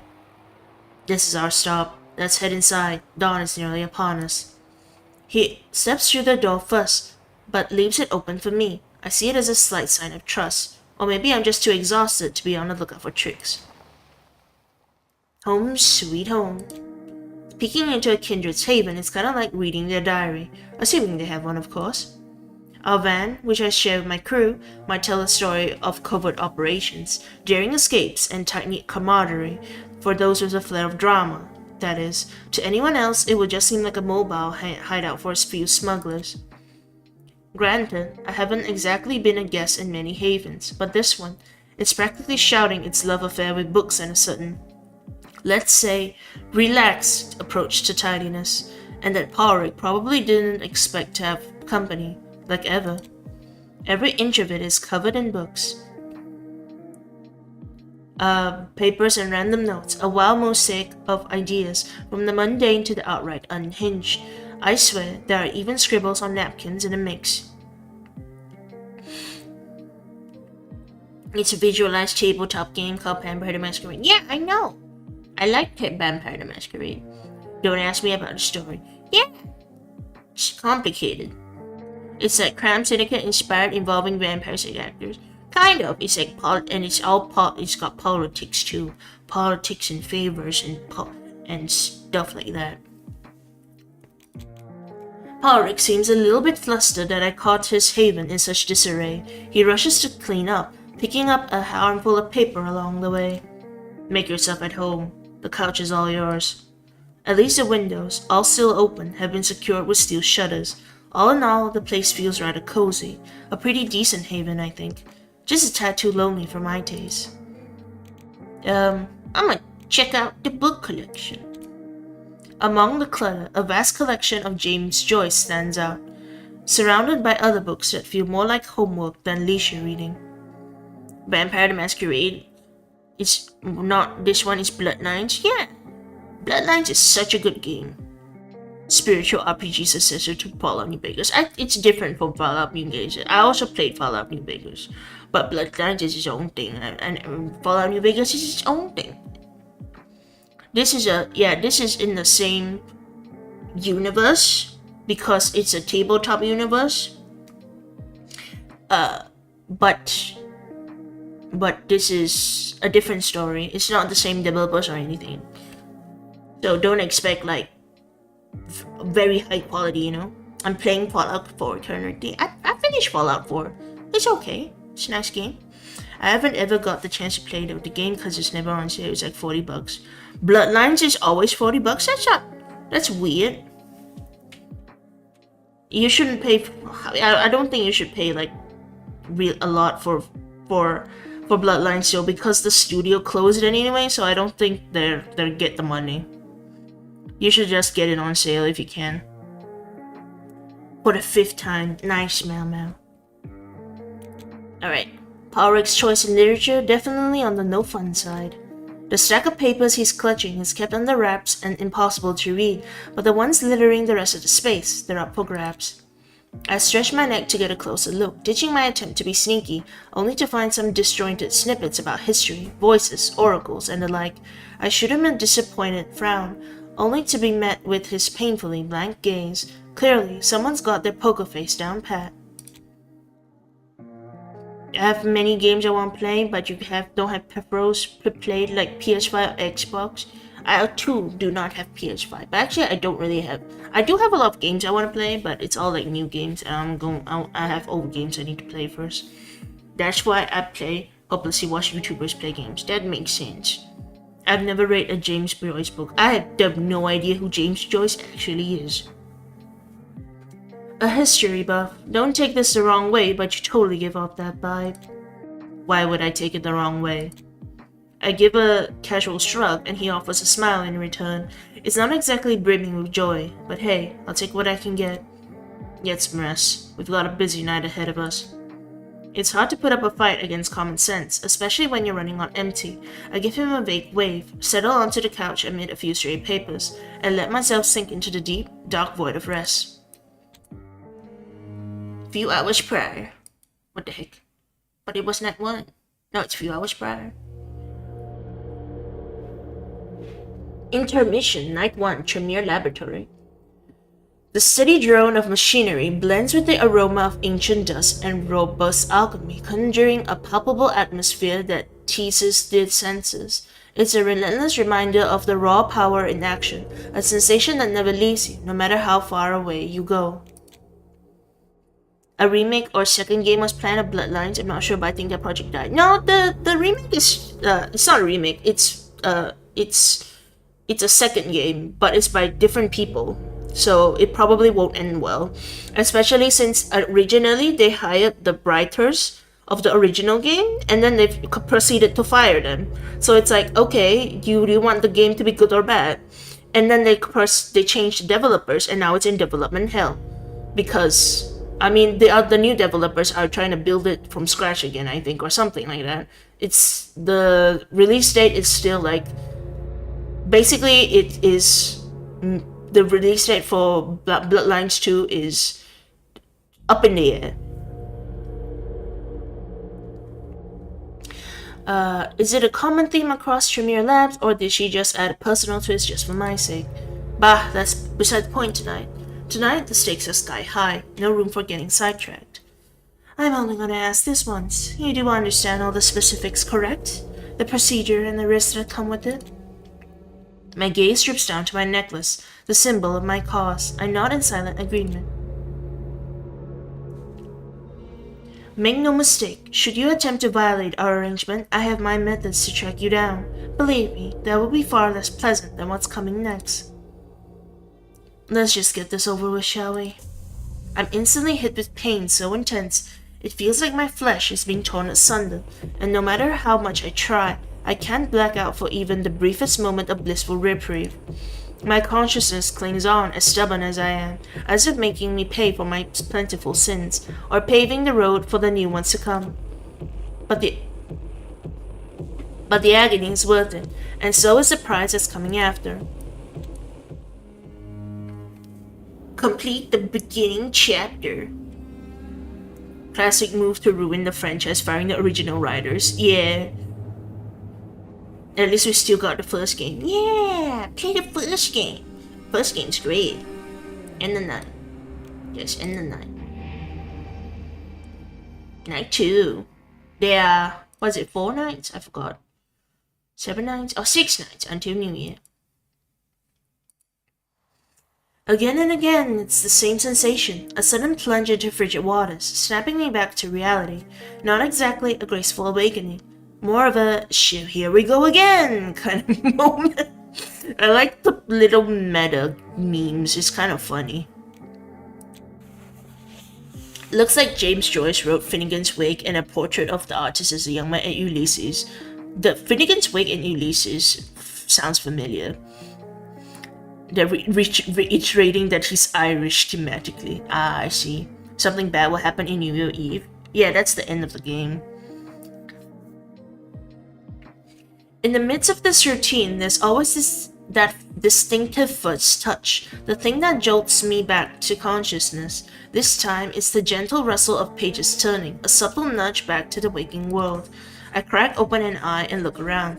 In his derelict armchair, Briar sits bent over a heavy tome, pencil in hand, etching thoughts onto the yellowed pages. His gaze never leaves the text, but he must have sensed me awaken.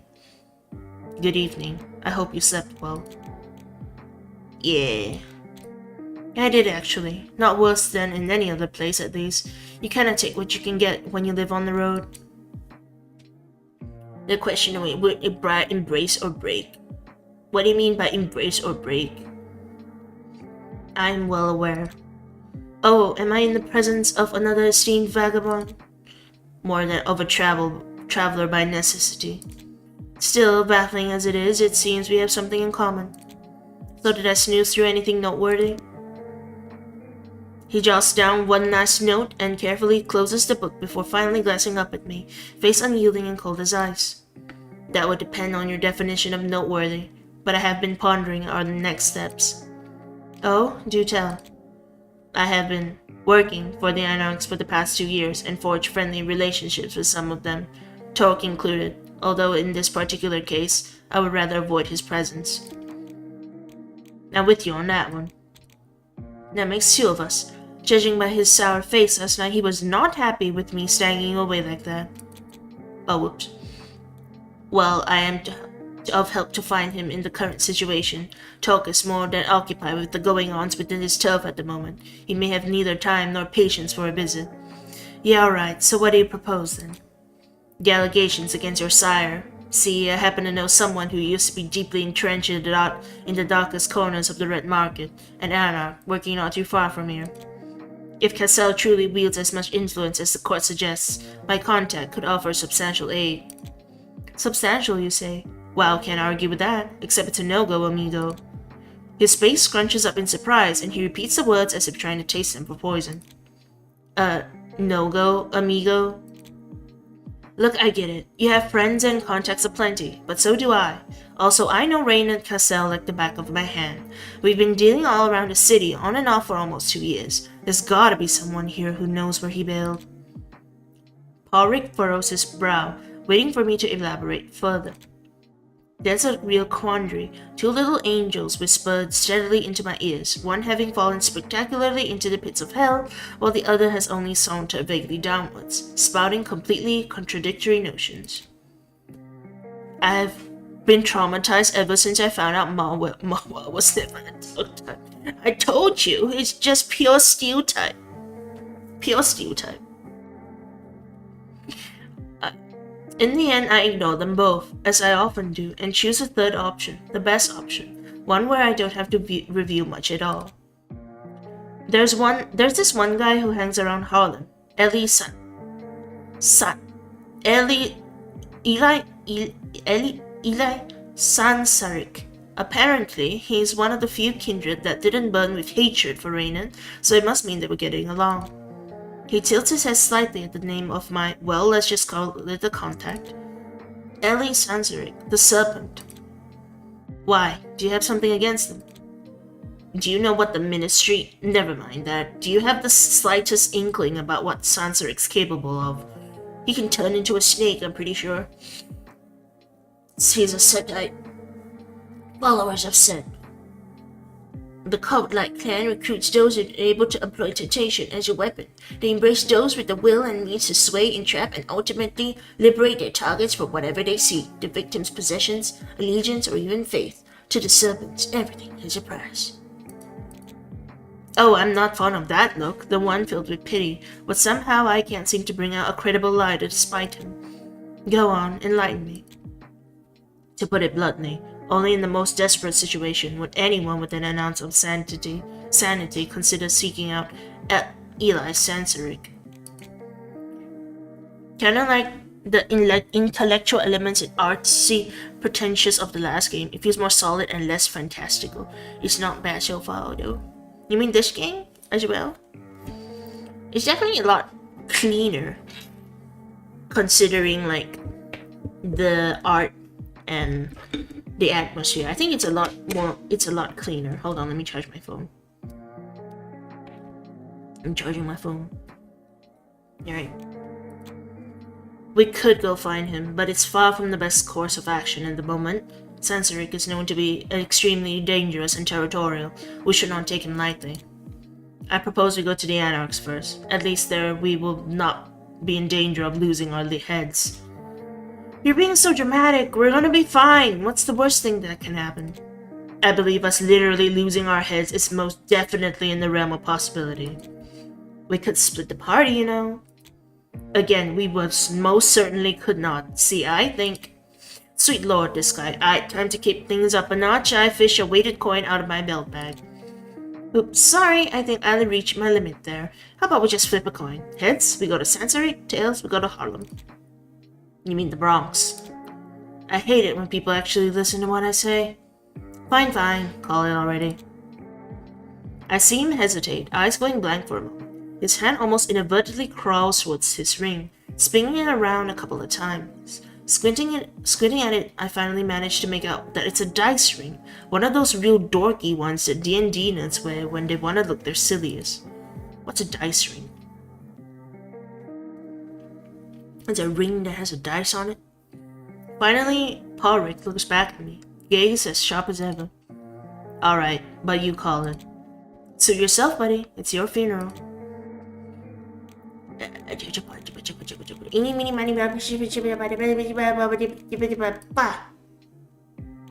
Wait, which one? I didn't even click. I still didn't click it. Okay. Did I click something yet?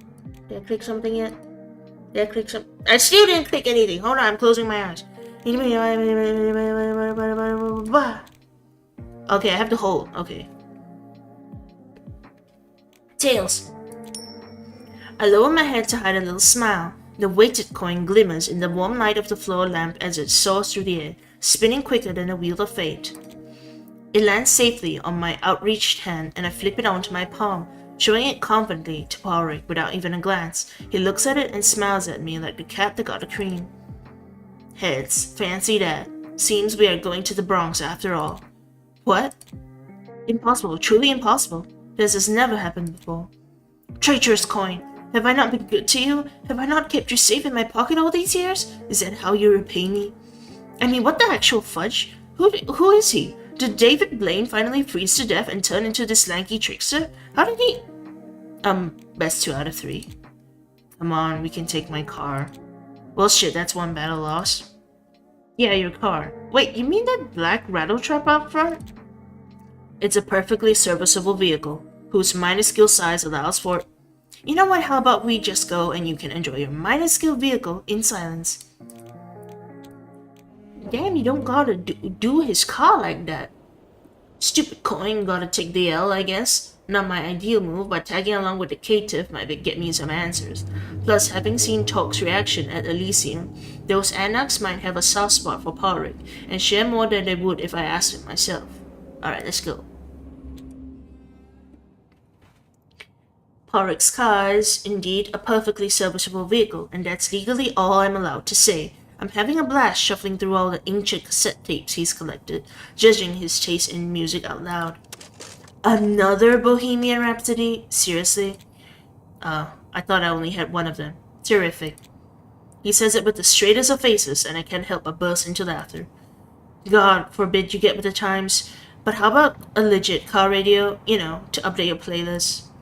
Says the one sporting a Walkman on her belt. Touché, I guess. Still, I do have a soft spot for a queen. It never gets old. Just saying, you're missing out a whole lot if you ignore stuff from the 21st century. The music scene's been booming. Ever heard of K-pop? You're seriously giving on some... how do we pronounce... It's Korean? I don't know how to pronounce that. Sasaeng energy, my guy. He eyes me with sudden interest. Do you think any of them have released cassette tapes? Probably? Maybe? I mean, there has to be at least one, right? It's a whole entire country of music and genre. At least one band would have released a cassette tape. Aside from our contrasting views on modernity, our little journey proceeds smoothly, too smoothly in fact. A violent itch grows within me, to tease, scratch, prod, and I can't help but give in. Let's shake him until he squeals. Oh shit, watch out! He doesn't even flinch, what the hell? We're gonna crash and seriously, are you a robot or what? No, just seasoned and in the right mind. Sasang. I have no idea, but just what Google told me. Oh, thank you, Sasang. Thank you. I don't even know what that means still. But thank you. Thank you for the help. Oh, what's that really about then? Because you need to do better than to freak me out. Just the traffic driving me nuts. Thought I'd start a little bit of chaos. And a little bit of anarchy? Is that your subtle way of inquiring about a seemingly touchy subject? You tell me. It's just South Korean for a K-pop fan. Oh, okay. That makes sense. Then brace yourself for disappointment. My run-ins with the anarchs aren't nearly as thrilling as you might hope. I landed in New York about 2 years ago. Shortly after, I managed to save a handful of kindred, mostly of the anarch variety, although I do believe there was some Camarilla in the mix. It earned what I would call tentative trust from talk, and not much else, as if you might have assessed back in Elysium. Wow. Wow, how noble. So how did you go from kindred hero to Camarilla's gopher? There's a pause, as if he's generally considering the trajectory of his own life. I have a knack for playing peacemaker, apparently, and while talk considers it an asset, the Camarilla thinks it's a chink in his armor. Compromise isn't really in their vocabulary, you know. Oh, I definitely do know. But if you save some Camarilla kindred as well, why not start with them and curry some favor? They're the fat cats of New York, right? Wait, taken from Wikipedia, is a South Korean type of an obsessive fan who invades the privacy. And they like stalking. Well, I guess she was trying to insult him too. I'm a 𝑭𝒂𝒏𝒂𝒎. My kind art's not exactly welcome around the ivory tower. A rare feeling of guilt washes over me, even though there's no bitterness in his voice. After a brief, uncomfortable silence, I abruptly change the subject and lead the conversation onto a slightly different track. Anything interesting about the Camarilla? So you've been mingling with the Camarilla for a while now. Anything noteworthy to share there? Probably just to keep out of their business. That is not something you want to get tangled up with. Right, how about the cool stories about the anarchs? You seem to gel with them the most. He hesitates briefly. His hands, well placed firmly on the steering wheel, meet in the middle as his fingers start nervously fiddling with the dice ring. Deep down, the logical part of me knows I should back off. But the readily available part, the one right beneath my cold dead skin, lurches at this opportunity to sneak straight into the vault of secrets. Come on, I'm dying of boredom here. You must have some wild tales to tell, something not found in your pile of books. Fidgeting with the ring stops, his hands return to the perfectly sensible 9-3 on the wheel. I thought it was supposed to be 10-2, not 9-3. I guess you could put it on 9-3, but usually it's on 10-2. No wild tales, really. I mostly just talk to people. Riveting. What kind of people? Thin bloods, for the most part. I was particularly interested in one called Sana, but mentioning her tends to shut conversations down, probably because she met her final death 4 years back, at the hands of the sheriff no less. Kadir, wow, she must have really stood the part. Well, she did go on a mortal killing spree, but I am not one to judge whether or not the punishment fit the crime. Nor am I. Well, I know a thing or two about walking the line between right and wrong, so I don't think I'm in any place to judge her either. So what pushed her to do it? He hesitates again. Why so secretive about Thin Blood going rogue? She claimed she was acting under orders from Cain, urging her to kill. My eyebrow shoots up, waiting for him to continue. He allegedly told Sana the end of the world is nigh, and somehow that devolved into a killing spree. And she never questioned why the creator of our whole species would specifically choose her, just straight up went on a rampage. For some reason, this perfectly innocent remark really gets on his nerves. Look, I'm just telling you what I've heard. I never met Sana myself. I just found her condition fascinating. Hey, no need to get worked up. I glanced at your research notes. I know you're really into the inner voices stuff. I'm not judging, it's just... We can end this conversation anytime you want, really. It's just that you have some really niche hobbies, you know? May I interest you in, I don't know, crocheting or something? It's a lot less intense than chasing crazies. The kindred might not need air. The old way of driving versus the new way, they used to teach it that way. They used to teach it at 9 to 3 and not 10 to 2.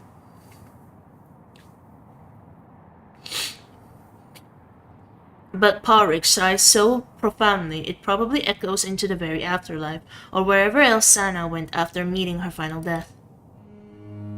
I'm not sure what I expected from an anarch outpost in one of the most densely populated cities in the America.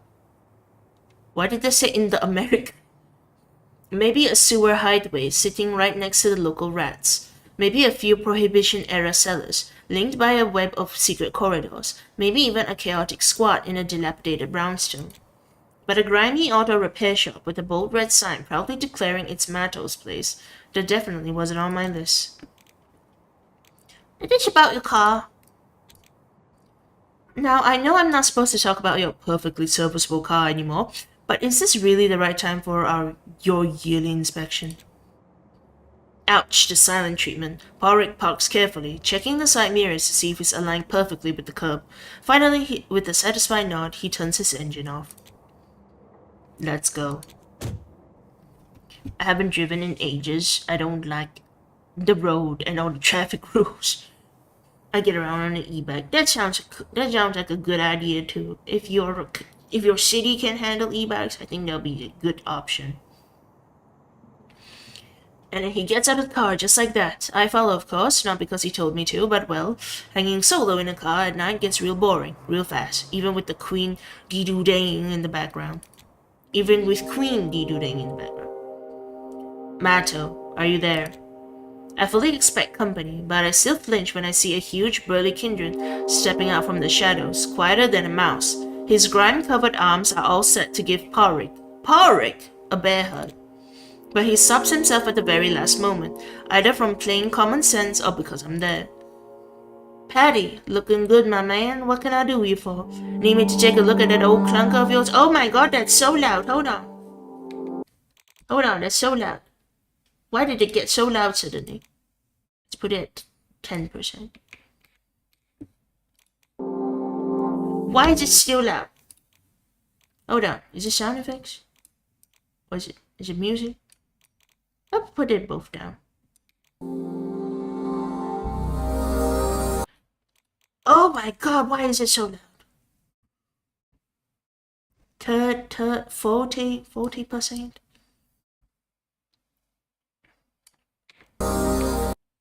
Why is it not updating? Okay, wait. 1%.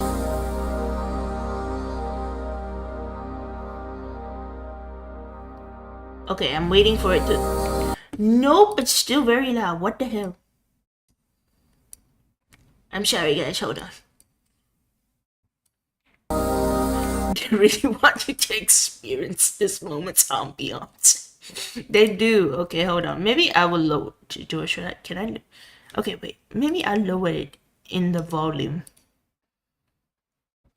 Cheese Louise on a Christmas cheese.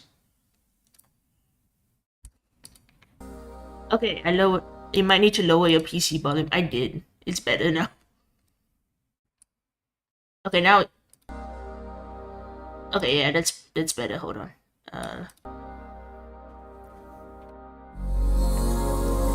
Jesus, it keeps getting louder. Okay, now it should be better. Okay, dude, is it better? I hope it's better.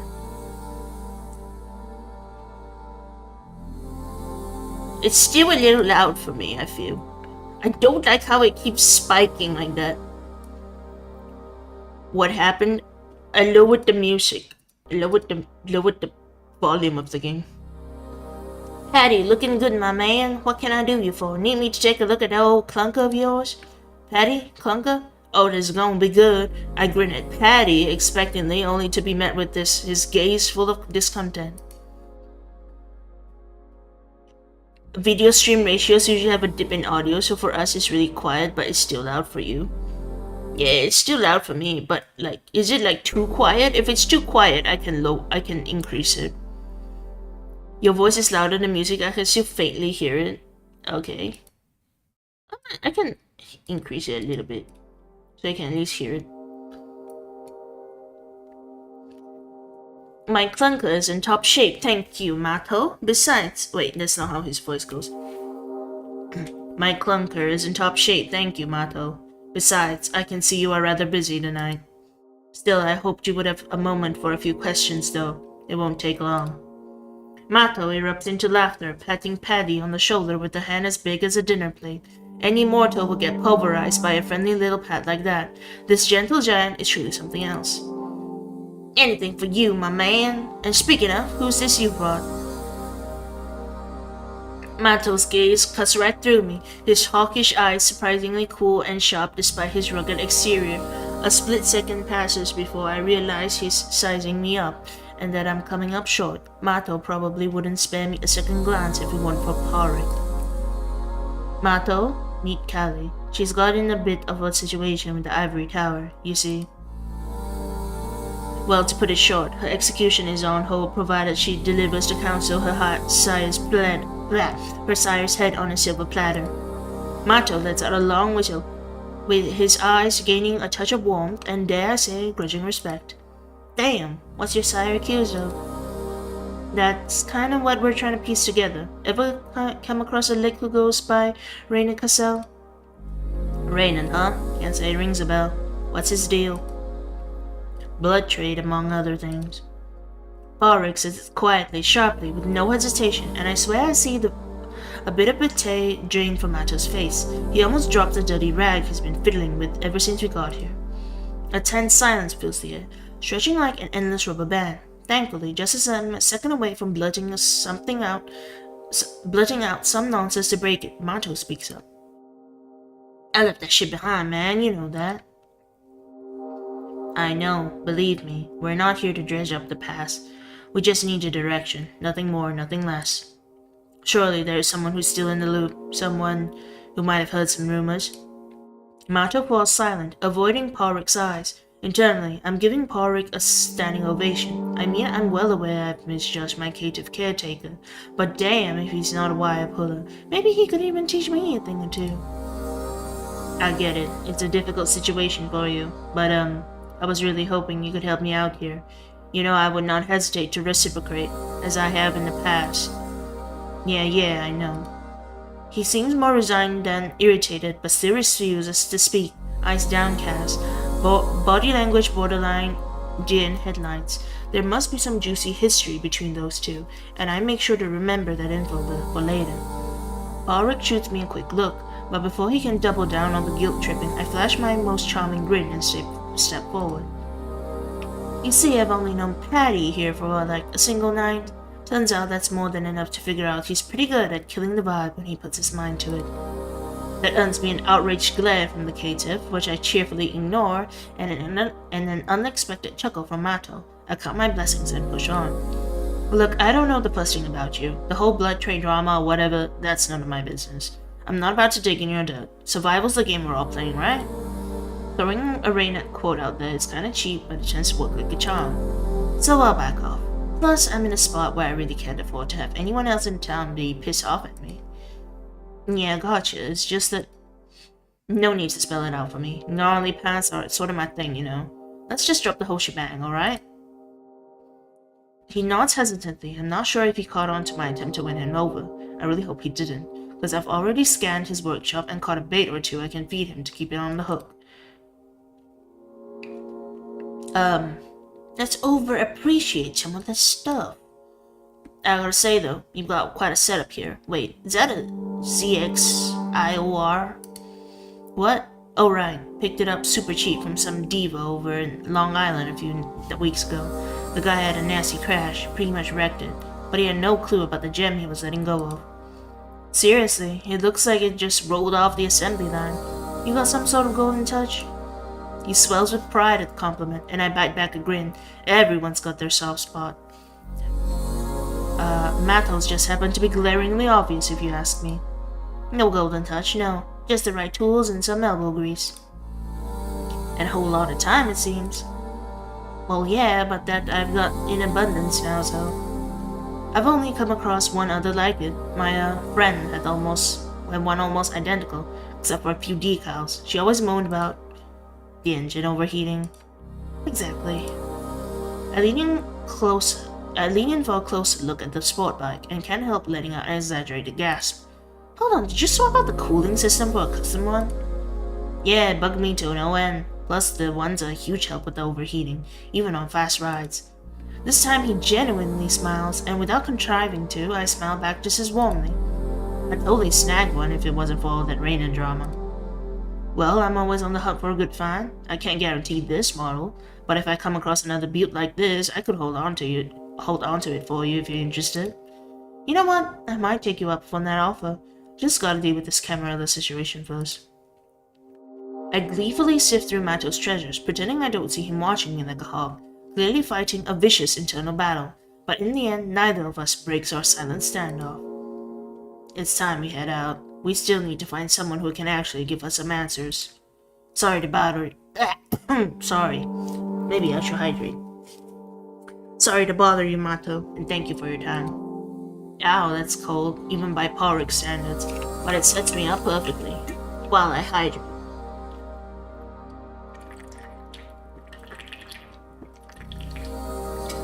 Yum yum yum yum. Yum yum yum yum. Tasty water. Tasty cold water. Ice cold water. I smile brightly in Mato and wave a little. Farewell, gentle giant. Goodbye, Mato. Look after this little Shangri-La of yours, okay? We turn around to leave and I quietly count the steps, but before I reach 3, Mato curses under his breath and speaks up. Hold up. Porrick shoots me a meaningful look, but it's gone by the time we both turn back to the friendly giant. Mato is gnawing at his bottom lip and twisting the rag between his fingers. Yes? I really am out of that business, Patty. I know, Mato. Still, some whispers find their way to my ears. Nobody likes to gossip more than a buzzed-up kindred. Ain't that the truth? Usually comes in real handy, too. Yeah, so there's this thin-blood alchemist. Skylar is her name, I think. Hangs around at Sunny's a lot. Sunny's? Empire of the Sun. It's a local anarch dive. Yeah, exactly. Sunny's. If anyone knows anything about the blood trade, it's her. She's the only albino around, too, so you won't mistake her for none. Thank you, Mato. That is all we need. I owe you big time. Who knows? You might have saved my skin there. Don't mention it. Still, we should get going. Take care. Not so fast, runt.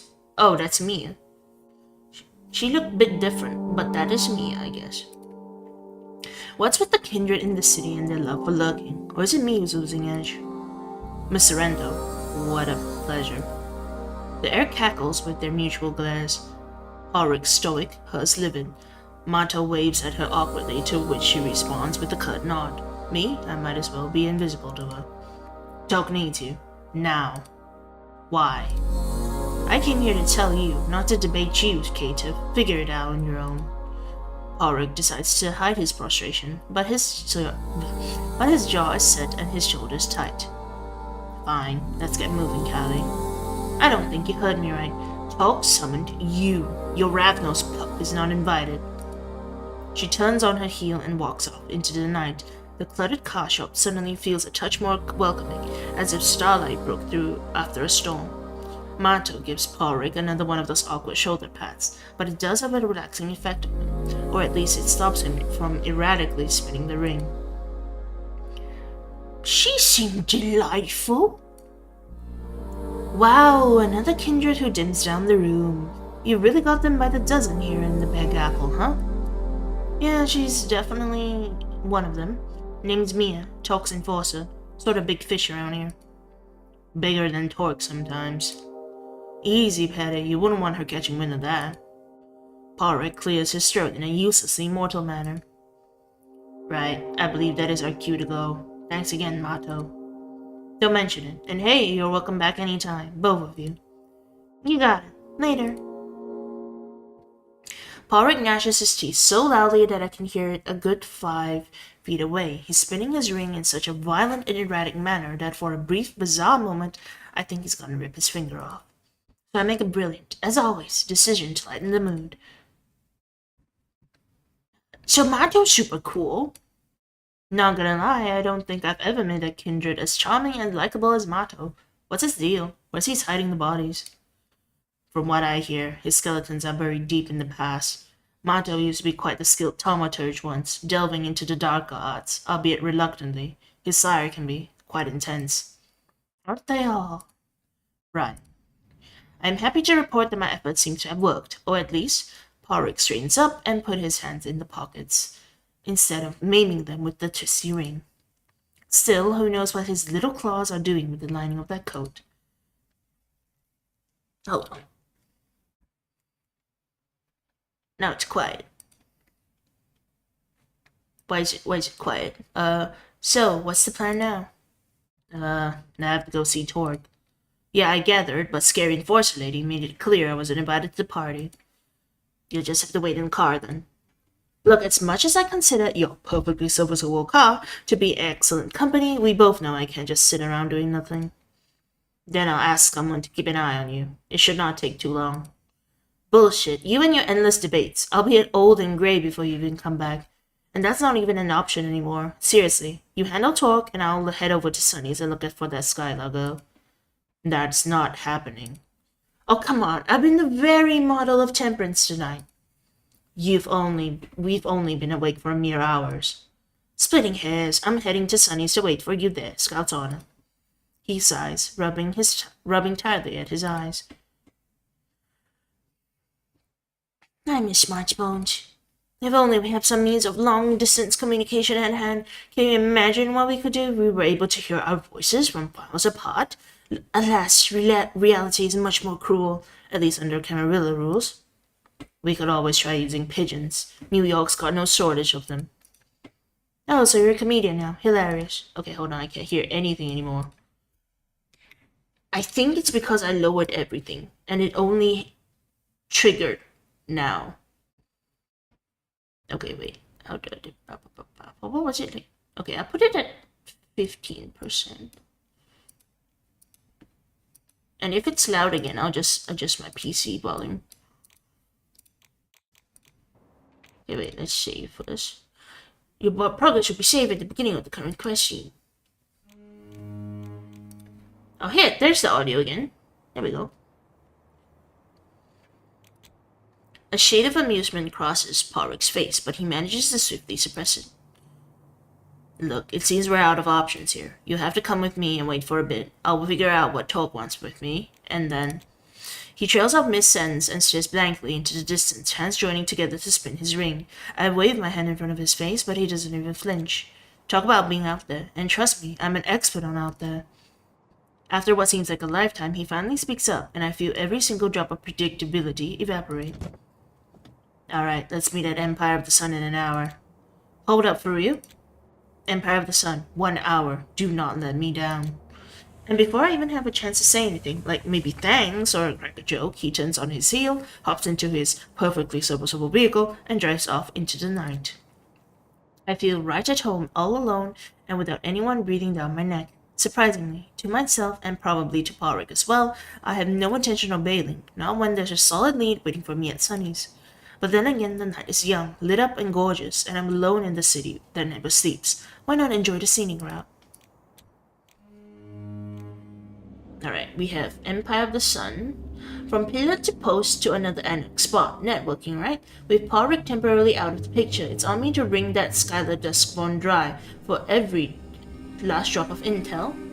And this one, luck be a lady tonight. It's a detour. What are the odds of bumping into a street gambler right in the middle of New York the day after Christmas at that? Slim to none, I'd say. But when fate is the dealer, you just gotta go all in. I think we can waste some time do the side quest. So like vampire minigames plus a visual novel combo. Visual novel combo, Briar, or just one or the other. I just like Vampire the Masquerade a lot.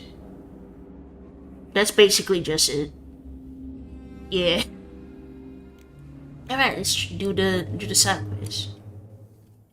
With my caretaker off doing his own thing, it feels like the Camarillah's iron fist has finally loosened up, giving me a much-needed break. No forced hangouts, no endless chases, just me cruising through the buzzing streets of the Bronx, with Mariah Carey's wailing as my soundtrack for the night. Alright, it is Christmas. Because of course, you can't escape the official anthem of Christmas. I'm not a fan of the fake festive frenzy, but still, the dazzling array of lights and decorations, the infectiously high spirits and cheer, it's enough to make even a Grinch like me crack a smile. I was gonna say, if you do like visual novels and vampire stuff, I just remember another game like this. Alright, you can suggest it, no worries. Merry Christmas. Merry Christmas. Props to the folks who turned this whole Jesus shit into the world's longest con. Despite all that, I find myself craving some risky excitement. Yeah, I know, I'm a lost cause in that department, perks of clan, so to speak. And it looks like Lady Luck is grinning at me again tonight, because despite the nearly deserted streets, I spot a small crowd gathered up ahead. Curiosity piqued, I saunter close enough to fish out a really bad gather-up routine. Wait, this is the... What's his name? This is the ghoul for Kaiser. Get in here, give it a chance, y'all, cause we're about to dive into a big old showdown. A jitterbug with destiny, or whatever's trending right now. Here, the cards are calling the shots. Destiny, cards, chance, ghoul boy. Yeah, he doesn't have a name, but he is a ghoul boy. It's that same familiar melody, just played in a different key this time, and clearly someone forgot how to tune their act. Fiddling with jewelry is characterized as a subconscious way to express anxiety or worry because it happens IRL. Because people do that IRL. Because I remember how it's done. Invite the memory. Funny, this worn out spiel takes me back to my, well, let's call them my free expression days. Back when I was still mortal, not a vile creature of the night. I can still recall the dusty desert winds, the throbbing beats, and the neon lights that veiled my deceptions. My fingers were nimble with tricks, and the crowd's gasps were the fuel for my fire. And yeah, I was a hustler, though back then I fancied myself more a street performer, skilled in my art, only dipping into its shadier aspects to cover my immediate expenses. Because it was more than just making money, it was about finding that sweet spot between illusion and reality. And it's just that when reality hits, it really fucking hurts. But when one chapter closes, another one opens, and in that transition, Rainen played the role of a catalyst for a change. Who's got the guts to risk it all? Come on, throw in a bit of your time and a few bucks, and let's kick this party into high gear. The stage for this show is a dilapidated table with chipped paint and a couple of flimsy folding chairs. But it's not the dismissal setup that's the most rickety, it's his whole vibe. The guy is walking vitamin D deficiency, wrapped up tight in a jacket that could easily fit two of him. His hands are like spiders, always creeping back into his pockets when he's not dealing or shuffling. I squint up to get a better look at his face, and his eyes shoot directly at me. Hey folks, check out our next contender in the crowd. How about we shuffle up for a round of poker, you and I, eh? The game's just called Crimson Spires, a mystery visual novel. Then, there are vampires in the game. I'll say more about published for the game. Okay. I can do quicker googly. I'll do quick googly. Crimson Spires game. Quick googly.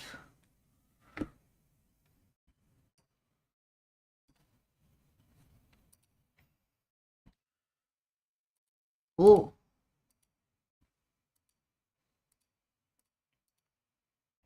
It came out 2020. Alright, thank you. It has both choice events and voice acting, mostly a novel typing. I might have to turn off the voice acting and then proceed to voice act everything, but thank you. Thank you for telling me, Osman. I will check it out. No guarantee I'll play it, but I'll check it out. I can see that on the slide scale, 10 being smooth like Shin Lim, and 1 being just your average uncle. He's all brakes and no gas. But hey, I've been fooled before, and that never stopped me from diving headfirst into dumb risk, has it? Deal me in, slick.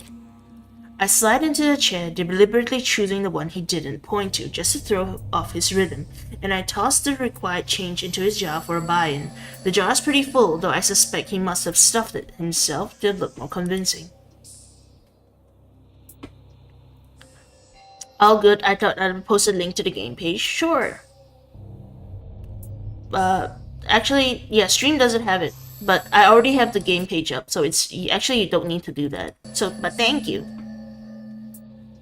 We're keeping it real simple with only 10 cards. No room for cheating around here. Can't sneak in an extra one cause you'll bust me. And if I try to swipe one away, you'll clock me real quick. Is Hold'em dead or something? 10 card poker, really? I will vaguely remember Reina teaching me some trick to avoid getting played. But right now, my mind's so blank it feels like I'm forgetting even more stuff just by thinking about it. Alright, quick math. There's me and him, so that's 2. Plus the standard 52 card deck, 10 cards in the mix, and that with, 250 something combinations. Half that, then factor in whatever she's holding up the sleeve, and that's roughly the number of ways I can get effed over. I probably should have asked what we were playing before diving in. But he's already shuffling, so there's a chance to get a read on him. I need a plan, stat. Try to recall the trick. I dig deep, trying to lash onto any memory of this trick. And oddly enough, I managed to fish out a piece of wisdom buried deep in the muck of my mind. Reina's words come back to me. Something about ships and that biblical guy. What's his face? Joe? Jared? Jackie? The whale guy, I mean. Guess I could really use Porrick's endless knowledge right about now. Budget, let's go with Jackie. So this Jackie asshole, he's bad luck for the whole shit, and similarly, there's one doomed card that ruins my whole game. But here's the kicker, if I can figure out which card Jackie is, I can turn this game around in my favor. So the Jackie card goes down a shitter. Now the $1 million question is, which card is it? Playing the first round against even a shitty hustler is basically throwing my cash into a black hole. But hey, I'm feeling generous today. I'll even toss in a few bucks just to keep the game interesting. He deals and I check my hand. Jack of clubs, queen of hearts, king of spades, and a pair of eights. Oh man, not bad. I just barely won. Got 2 pairs, jacks and queens. Just as expected. He's playing 3 of a kind with 3 different cards, and the culprit behind my defeat, the one card causing all the trouble, the king of spades, I need to stay clear of it at all costs. Pretty easy to win when you're the one doing the shuffling. Greetings and salutations. Hello, Yoko. Welcome, Yoko. How are you? The crowd backs me up with murmurs of agreement. He looks rattled for a second, but quickly recovers with a smirk. Aye. You know what? Let's even the odds a little. I'll show you the card and you can decide whether to keep it or pass it back to me. Deal? Finally, things about to get interesting. He finished shuffling and flicks the first card my way. Your choice. The Queen of Hearts makes a grand entrance, all pomp and circumstance. Oh, how do I... I'm fine, just here to look. Alright, thank you, Yoko. You can keep it. I know what you to tell this bitch. Yours. The King of Spades appears, all business with his arms crossed. Do you want this card or should I take it? I take it. Sure, King, make yourself at home. Yeah, pass him to me. He barely contains a smirk. As you wish. How about now? The Ace of Diamonds, about exciting as watching paint dry. You can have it. I make a few more calls, deciding whether the cards go to him or to me until he's dealt them all. I'm really hoping Lady Luck hasn't turned her back on me this time. Reina would laugh his ass off if I lost to Immortal. Then he reveals his hand. Shit. Sorry, gal, you were just a little bit unlucky. His smug, punchable face, I just know. I can feel in my gut that he's full of shit. I don't know how he pulled it off, but his whole game is rigged. Someone's a bit touchy about losing, huh? I get it, not everyone can handle it. So how come you haven't lost a single fudging round tonight, huh? I jerk my head in his jar overflowing with cash. No one's that good, especially not a dipshit like you. It's pathetic how the dude thinks he's being so smart. It makes his face more punchable than ever, and I'm not about to let him off the hook that easily. I'm gonna flip the table. Sometimes the simplest acts cause the biggest scenes. I deliver a sharp kick to the wobbly table leg, maybe a bit too hard, because the crowd inhales sharply as the table crashes down. Cards and cash scatter into the air, and the hustler's butt hits the frosty sidewalk hard.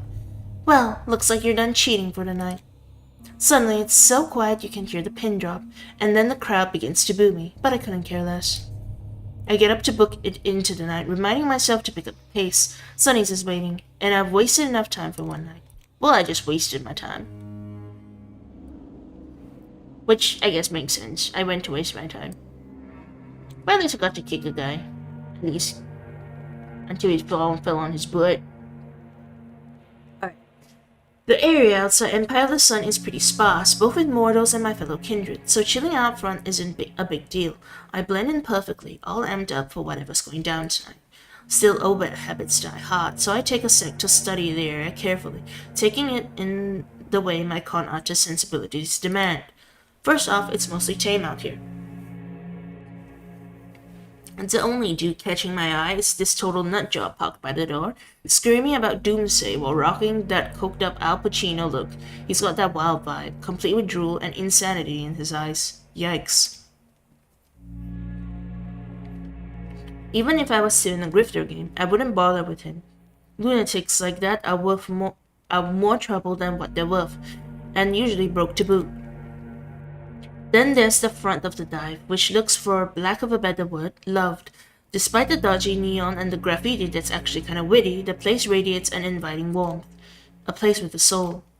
Still, the Empire of the Sun sign, with Sue scribbled next to it, is so on the nose I can't help chuckling on the inside. People clearly have fun at Sunny's and treat it as their place, a place they can return to again and again and again and never feel unwelcome.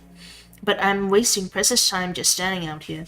Gotta find Skylar before Patty comes back and gives me the look. I head for the entrance, doors decked out with all sorts of funny stickers, but before I can even touch the handle, the crazy guy grabs me with unexpected speed for someone so curled up. I shake him off easily and give him my best back off glare. It does nothing, he's in his own world. Oh, it's coming, the reckoning is upon us, the signs! Hey, back off, will ya? Look up, damn you! It's death. Death drays and rays of light. It's watching. The day star is waiting to cleanse us in fire. As I walk past the guy, his words echo in my head and rattle between the crevices of my brain, stirring long dormant fears. Can you see it? The day star. It's the end of it all. I enter Sunny's, acting all cool and collected, as if none of that crazy shit fazed me. The interior looks exactly the way I expected. A kaleidoscope of stickers, murals, lights, and banners covering pretty much every available surface, interspersed with well-worn seating, musical instruments, and plenty of space for dancing. To say that I've seen it hundreds of times before in dozens of cities doesn't quite capture the whole picture. But I gotta say, feels like home. Spotting Skylar is easy with her head full of bleached dreadlocks. Besides, the bar is practically empty. Maybe all the kindred have gone to ring in the holiday season. Who knows? She's hunched over a table, completely focused on scribbling something in a notebook. She doesn't notice me as I approach, so I get a sneak peek at one of the pages and discover some gorgeous, intricate designs for, I assume, geometric tattoos. That's drawings. Well, those are dope, getting people up. I plop down next to her, shaking her out of her reverie. She gives me a confused stare. Yeah, I mean, it's kind of my old gig. Tough finding clients at night, huh? You could say that. Her eyes narrow on me, to which I respond with my brightest grin. Can I help you with something? Mato said you might be able to. Name's Callie. I'm looking for Reina Cassell. Never heard of him, so if that's all. And where do you think you're going? I grab her by the shoulder, by the collar, as gently as I can and ease her back down. She resists a little, but let's be honest, a thin blood has nothing on a well-fed kindred. I keep her down easily, but my grin widens in a manner that is, hopefully, just a little bit threatening. Good evening, Briar. Neat game you're playing. I reckon this game takes place in New York. Yes, it does. Hello, Shippy. Welcome, Shippy. I usually favor dodging conflict over sparking it, but this time my impulses steer me towards chaos, and I let the flood take me like a ship on the windswept sea. Let go of me. Answer my questions then. 𝑺𝒕𝒂𝒎, where is he? Look, I really don't know any 𝑺��𝒎 or whatever, okay? Really? Playing dumb? Do I look like I'm here for games? Cut the shit and talk. I have nothing to say to you. Let me go or start screaming. Scream all you want. Oh yeah, and who's gonna come running, huh? There's nobody here. I yank her down, her head near my mouth. I whisper straight into her ear. No one's coming for you. I could haul you out of here right now and say, drag you straight to the doorstep of the court's very own scourge. She shudders with fear and trashes in my grasp, but I hold her down firmly. Imagine if I mentioned catching a certain albino thin blood violating the masquerade in broad nightlight, perhaps killing a mortal. That's not fair, you have no proof. Like they need goddamn proof, remember what happened to Santa? I'm bluffing, of course. Valerie would probably laugh in my face if I brought Skylar before her, or grant me the final death for just being an annoyance, but Skylar doesn't know that. Alright, I'll talk, just let go of me. I release my grip and straighten up, feeling pretty smug. Good, now where is 𝑺𝒕𝒂𝒎𝒂𝒏𝒅𝒔? Her voice shakes a little when she speaks up. I honestly don't know. I've only heard bits and pieces about him. Any alchemist worth their salt knows of all the major suppliers in the city. Sir, an alchemist? Impressive. Screw you. Not sure where my genuine compliment went wrong, but okay. So where's the 𝒐𝒂𝒎𝒂𝒏𝒅𝒔, preferably his current whereabouts? I keep telling you, I've got no clue. I never even laid eyes on him. Then give me something worthwhile. You're sort of wasting my time here, girlie. Love me a good chat, but I'm on the clock at the moment. Alright, chill out, will ya? I know someone. There's this courier. She delivers all sorts of shit all over the country. Can get you pretty much anything. She's tied with 𝒂𝒎, alright. Interesting. Go on. Go on? Go on what? I smothered the urge to roll my eyes. Go on, hook me up with her, like yesterday. All those threats and she still hesitates to help me. Well, the time for the stick has come and gone. Now it's time for the carrot. I really wasn't lying when I told Matto I'd rather not make any more enemies in the city. Look, you're not exactly catching on here. I could just take your phone and set up the meeting myself. But I'm feeling generous, so I'm asking you. Politely, I might add. You call that polite? I could switch back to rude.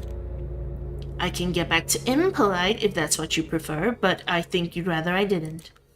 I've even sweetened the pot, alright? You send me a meeting with that courier of yours and I'll clue you in on where I stash my goods. Her ears perk up a little, but she still eyes me with great suspicion. What goods are we talking about? I flash her a reassuring grin, and though she recoils a little, her attempt at nonchalance fails miserably. Blood stashes, obviously. Top quality, best variety, all your little alchemist's heart might possibly desire. Deal? I reach out my hand, pausing to give her the space to decide before I'm forced to make the decision for her. Luckily, after a brief deliberation, she reaches out and shakes my hand. Deal. Hold on, I'm gonna make a quick call. I nod and relax, keeping her in sight as she wanders over to the stage area and takes out her phone. I feel a twinge of guilt over how I've treated her. Maybe I should have just started off with that whole blood stash thing. Yeah, well, I'm not exactly a planner, am I? If this courier leads me to Reino tonight, this whole search could end in a matter of hours. Just the thought of freeing myself from the looming threats of the Camarilla, the annoying caitiff, and this oh-so-futile endeavor, it warms the chambers of my undead heart. Your player character is rolling low on her charisma rolls. That is true. It's all catastrophic from here. Finally, Skylar hangs up and gets back to the table, fidgeting with the charm hanging from her phone, a real bundle of nerves. Done. Meeting's in 15. Let's move. When it blazes brightest, we'll all be judged. A gentle snowfall greets me outside, gracefully covering the dirty sidewalks in a layer of pristine white and dusting the occasional pedestrian with soft, fleeting crowns. Skylar winces at the scream of the madman and brushes off the fallen snow. I, on the other hand, let it settle in my hair undisturbed. Snow never bothered me anyway. So, who are we meeting exactly and where? The moment she opens her mouth, the perfectly serviceable vehicle cuts the corner, with paw rig hunched over the steering wheel, a recoiling storm cloud on his face. He pulls up carelessly and lunges towards Sunny's before noticing Skylar and me. He pauses, face scrunching in confusion. He seems genuinely surprised to see me, and I'm suspended somewhere between feeling smug for defying his expectations, exasperated that he has so little faith in my word, and slightly regretful I never even attempted to flee, if only to gauge his reaction.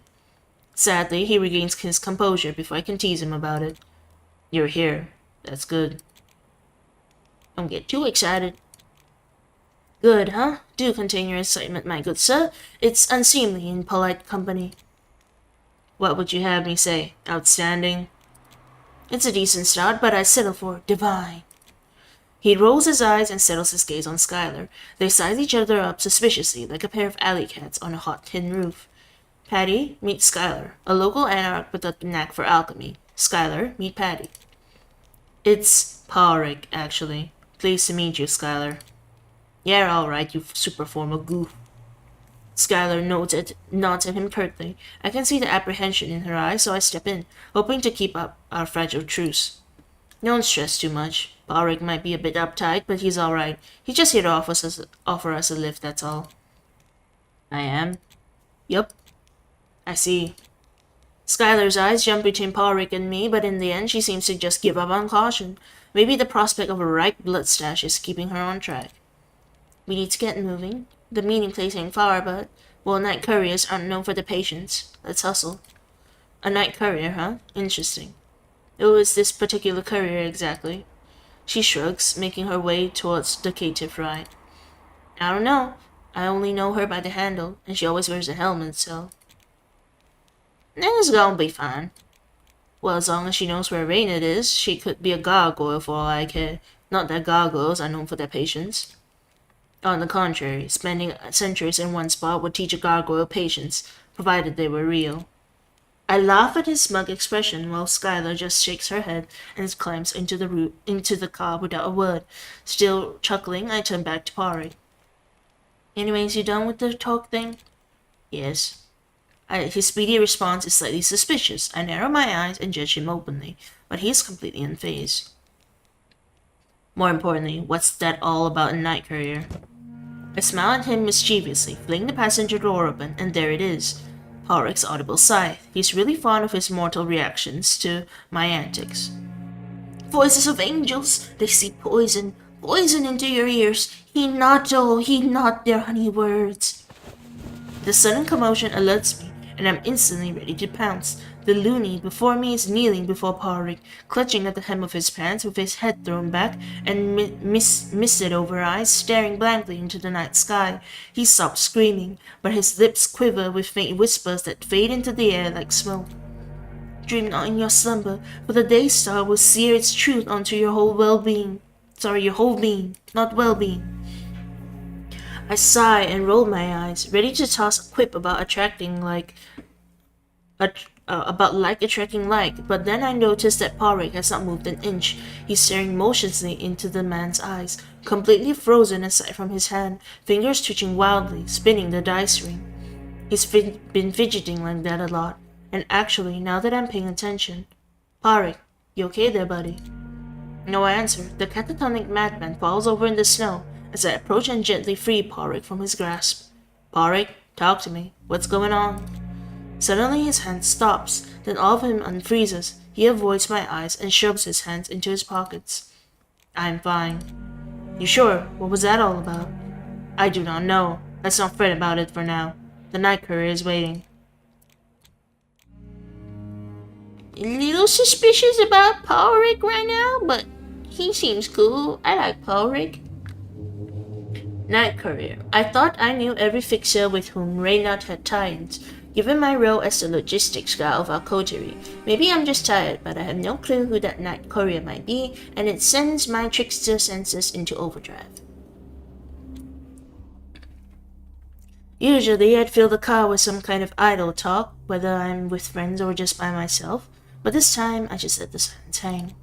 Neither 𝒂𝒎 nor Skylar seem keen on chatting, not even with classic Queen tracks playing, so 𝒂𝒐𝒅𝒂𝒏𝒅𝒔's perfectly serviceable car is almost uncomfortably quiet as we cruise through the night streets of New York City. I've got this strange sensation in my stomach, like I've eaten a chunk of ice.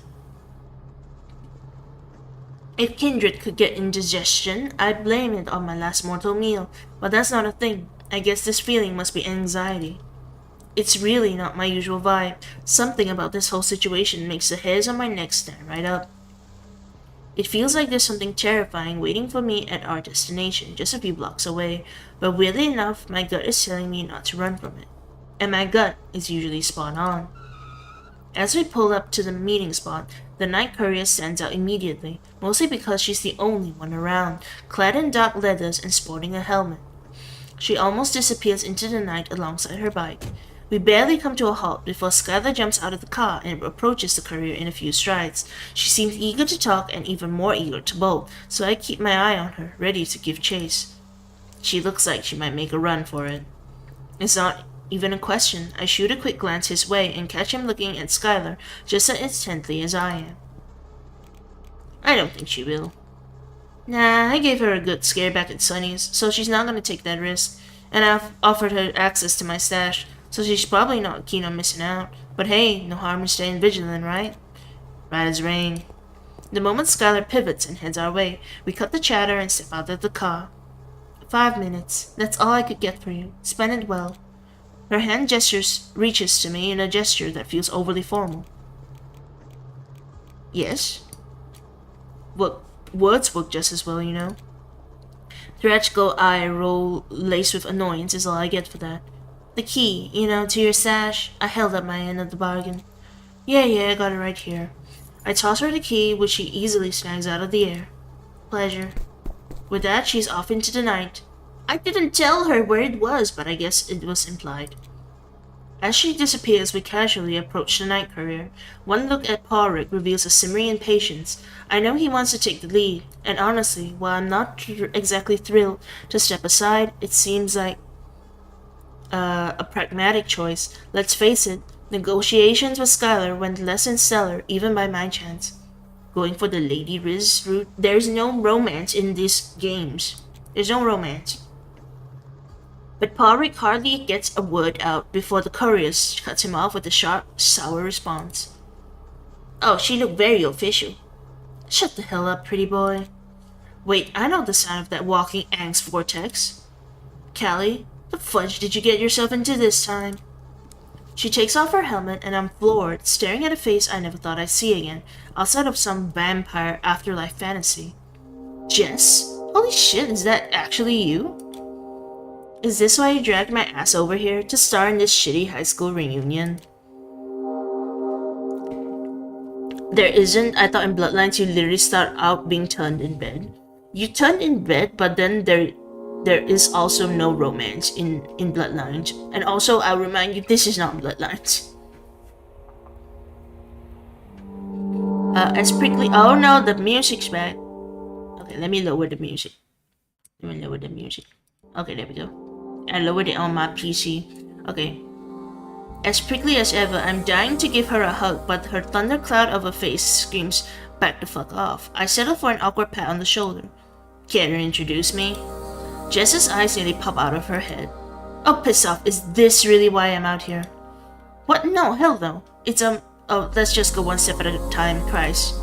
Okay, hold on. It's still too late. Okay, there we go. That's better. Speaking of which, we thought you were gone. For good, I mean. She seems thrown by that, but she swallows whatever rush of words is clawing at her throat. No, really. Well, that clears up the mystery of the silent phones. So we're playing it like that? I fudging warned you, you gay. Not like I can text you beyond the grave. FYI, I left you guys a fudging note. This whole situation is surreal. The hell are you on about? Raynard said. The other type of romance? What do you mean, other type of romance? There's only one type of romance. Of course, Raynard fudging Castle, turning shit into gospel. Her deceptively soft features harden. Why the hell are you poking around for him anyway? I must summarize. Short version, Camarilla. The full scope, he's off the grid and now I'm neck deep in shit because Camarilla wants him around. Wants him found. Right, and who's this charmer? I'm essentially the raft keeping her afloat in the cesspool she's plunged into. Not gonna lie, I jump a little. I sort of forgot he was even there. I still toss him a wounded look and pout a little while Jess lets out a hearty laugh. So I'm surfing this wave of horseshit with you? Oh, you filthy, filthy lifeline. The sheriff had him shadow me. I swear he's useful sometimes. Maybe it's the pretty yet infinitely punchable face that does it. Right, and you just went along with all this creeping around because why exactly? Because I don't have a death wish. Look, it was either play nice or get up close and personal with the sheriff's sharp-ass blade, so yeah, I chose the lesser of the two shit shows. She's clearly not amused. Stepping outside of the gang has really changed her vibe. Hell, we used to get on swimmingly back when we were cramped in that RV together. Maybe a bit of real talk is what I need to melt that ice. I drop my voice as if I'm letting her in on a deep dark secret. Truth be told, there's gotta be something bigger at play with this whole mess, you hear me? I just can't figure out what the hell they want with Raynor, and why now of all times. Jess shrugs and crosses her arms over her chest, looking like she couldn't care less. Water's wet, the sky's blue, and piss stinks. Why? By which I mean, underneath all that charm, 𝒂𝒎's been a two-faced lying sack of shit from day one. No wonder the whole ivory tower's on his tail. Hold up, there's clearly bad blood between her and Raynor, and it's skewing her view a bit, maybe. Charming? Sure, I buy snake oil off the bastard too, but he's always been straight with me. What's even worse, she has this horrid look in her eye I can only interpret as pity. The hell's there to pity? I'm doing fine, thank you very much. Held through the grapevine, you might know where 𝒂𝒎 is hiding. And just last at that, am I losing my edge here? Oh honey, 𝒂𝒎's an even deeper shit than Callie is. See, I've been involved with the circulatory system on and off, passing messages and whatnot. She leans back even further onto her bike, all cool and collected, like nothing gets to her. I almost follow, enraptured, but catch myself at the last moment and straighten up, signaling for her to continue. Word is 𝒂𝒎's shot right up to the top of their shit list just a couple nights back, based on some fresh intel they got from who knows where. Suddenly she leans forward on her elbows, looking at me seriously. This is major league shit, Callie.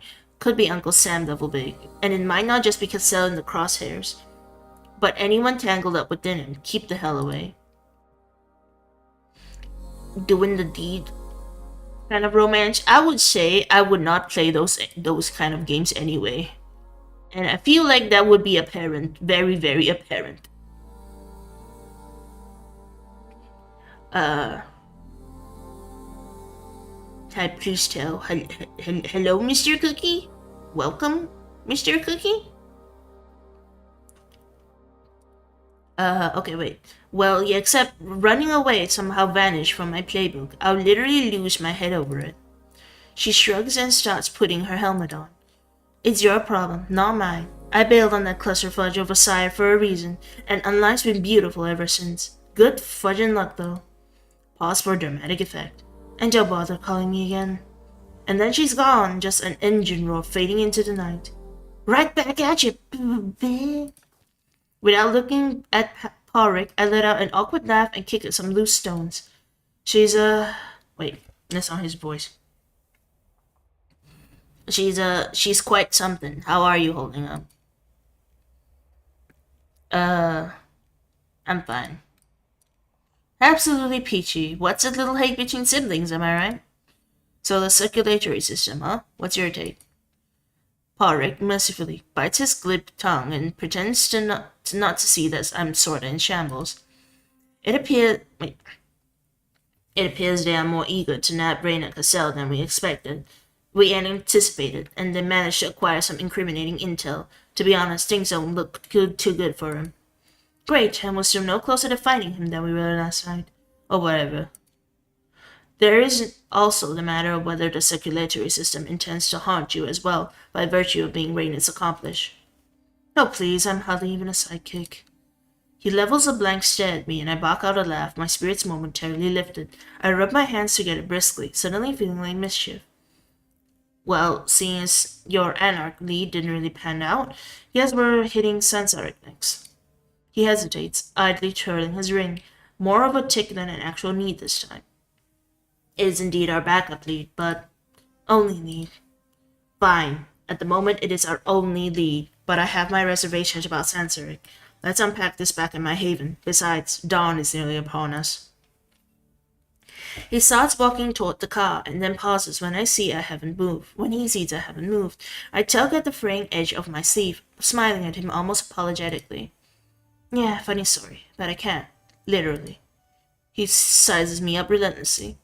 Callie, this isn't the moment for your antics. We need to move, and quickly. Thing is, your haven isn't safe for me anymore. What are you? It's a thing with my clan. If I crash in the same spot for more than once a week, you might as well sweep me up at sundown, like with a broom. He looks at me piercingly, searching for deceit, which, for once, isn't there. His fingers dance on his hand, spinning the ring furiously. Finally, they come to a stop. Yeah, I get it. I'm not messing around and... Oh, you do? Wait, hold on. I've increased the volume again. Oh yeah, there is music again. I was like, why is this no music again? It's just that one track that is really loud. A hint of mirth sparkles in his gaze, though his expression remains stoic. Let's rendezvous at my place tomorrow night. I've got a private eye in mind who might have an idea where to find censoring. A PI? You're not talking about D'Angelo, are you? He arches an eyebrow, a flicker of surprise on his face. Already acquainted, I see. More like disappointed. The leper's a good guy, but a dead end. Grilled him about Reynard and got zilch. He even implied it was somehow my fault Reynard's vanished off the face of the earth. Well, Cassell is practically a ghost. Sansarig, on the other hand, is not exactly hiding. D'Angelo should know a thing or two about him. Fair, but he's a slippery little eel and we might need leverage to get him talking. A shade of a smile crosses his face. Leave that to me. He'll talk. He turns around and climbs behind the perfectly serviceable wheel. Tomorrow, dusk. My haven. Don't let me down. I give him a playful salute, waving as he pulls away. Oh, look at that. Night's bleeding into day already. I really need to get a move on. There's a damp little cellar that I've been eyeing for a crash pad. It's not exactly the Ritz, but I've done my homework. It's secure enough for a quick sleepover. Time's ticking, but with any luck, I'll snack some prey en route. It's not good to sleep on an empty stomach after all. Oh, hey, feeding opportunity. Yeah, let's do that. A dance floor drenched in darkness, the beat dropping like it's on fire, warm bodies pressed tight, buzzed high and full of precious blood. This club is a prime spot to sink my teeth into. The moment I step into the club, I know it's an excellent place to hunt, crowded with mortals blackout drunk and high out of their minds, swaying, jumping, and writhing on the dance floor like there's no tomorrow. Only tonight, only now, only ecstasy. I'm gonna quench that awful clawing thirst in no time. Let's see, what do we have here? Let's look at the wallflowers. You'd think that prowling for blood would be easy on the dance floor, but I know better. I was literally born at a rave, twice, and spent those lives dancing the nights away at clubs and bars. I know my way around like nobody else. Sure, some of the people leaning against the walls are there for a reason, to take a break, to have a drag, or to find victims of their own. But some of them would like to be part of the crowd. It's just like their inhibition stopping them from stepping in. And I'm here to help them break these barriers.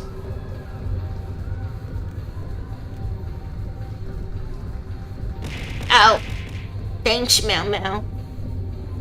There's a guy sitting with his back against the wall, head in his hands and hugging his knees, frozen, paralyzed, clearly on a bad trip. Somebody should haul him out and help him get sober. That somebody isn't me. I can already sense the jazzed up blood, the accelerated heartbeat right beneath his skin. And tonight, I'm not in the mood for Molly. How about the teens twitching rhythmically in the corner, clearly too young to even be in the club? Should I teach them the dangers of the night before it's too late? Nah, too much effort. What if they imprint on me like some duckling? Besides, I've already decided on my target. Oh my god, 88% skibidi cat riz! Nice! Good job, Meow Meow. There's a girl standing by the restrooms in sensible jeans and a tie-dye t-shirt. She has a flustered smile on her face and a beer can in her hand. I bet she put it out and filled it in water, so that none of her friends, long lost to the dancing crowd, felt uncomfortable around her. Her I can teach. I approach her straight on, a wide, inviting smile on my lips, and watch her shuffle her feet nervously. When I'm just inches away, she opens her mouth to say something, but instead I cover her lips with my own. I don't hear the surprised sound she makes, but I can feel it, the vibration in her throat under my palm. Go to the bathroom, because maybe outside might have spies. I skillfully take her by the hand and push her into the restroom, straight into an empty stall. There I crowd her, a blushing mess against a wall, and kiss her again, knocking down her defenses like dominoes. Now I get to eat! She doesn't protest when I move my lips onto her neck and nibble on it. But she sure minds when I bare my fangs and I take a bite. I don't drain her completely, of course, even though the amount I drink is not nearly enough to completely satisfy me. Honestly, it never is. I let go after a few sips and lower her gently onto the toilet. She looks up at me dazed and struggles to get up, but I put a firm hand on her shoulder, keeping her down. She'll need a minute or two before her head stops spinning. I just pat her gently on the cheek, ruffle her hair, and disappear into the night like I was never there. For the moment, I am almost sated. Yay, I got to nom! Alright. Last resort, main quest. If you're a Rathnos, home is just a dead memory. You've only got a bunch of hideouts, some better than others, each offering a day's worth of safety, and one of them is close by, just waiting for me to hunker down and collect my thoughts.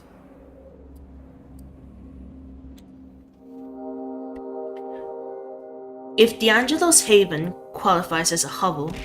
Ow! Thanks, Ozman. Then this temporary shelter of mine is full-on catastrophe, so utterly dismal it could force Tommy Wiseau to shed a genuine tear. Mold is practically redecorating the ceiling, and let's not start on the bed, a suspiciously damp mattress that leaks some extra sus fluid onto the floor with each squeeze. Home sweet fudging home. But hey, at least it's out. Thanks, Elite. But hey, at least it's pretty secure. There is zero chance of sunlight sneaking in here, maybe because the resident microbes have evolved enough to shut out anything that threatens their germy utopia. I crawl out on the lumpy mattress and sulk over my dead Walkman. Okay, hold on. Cursing myself for not getting spare batteries.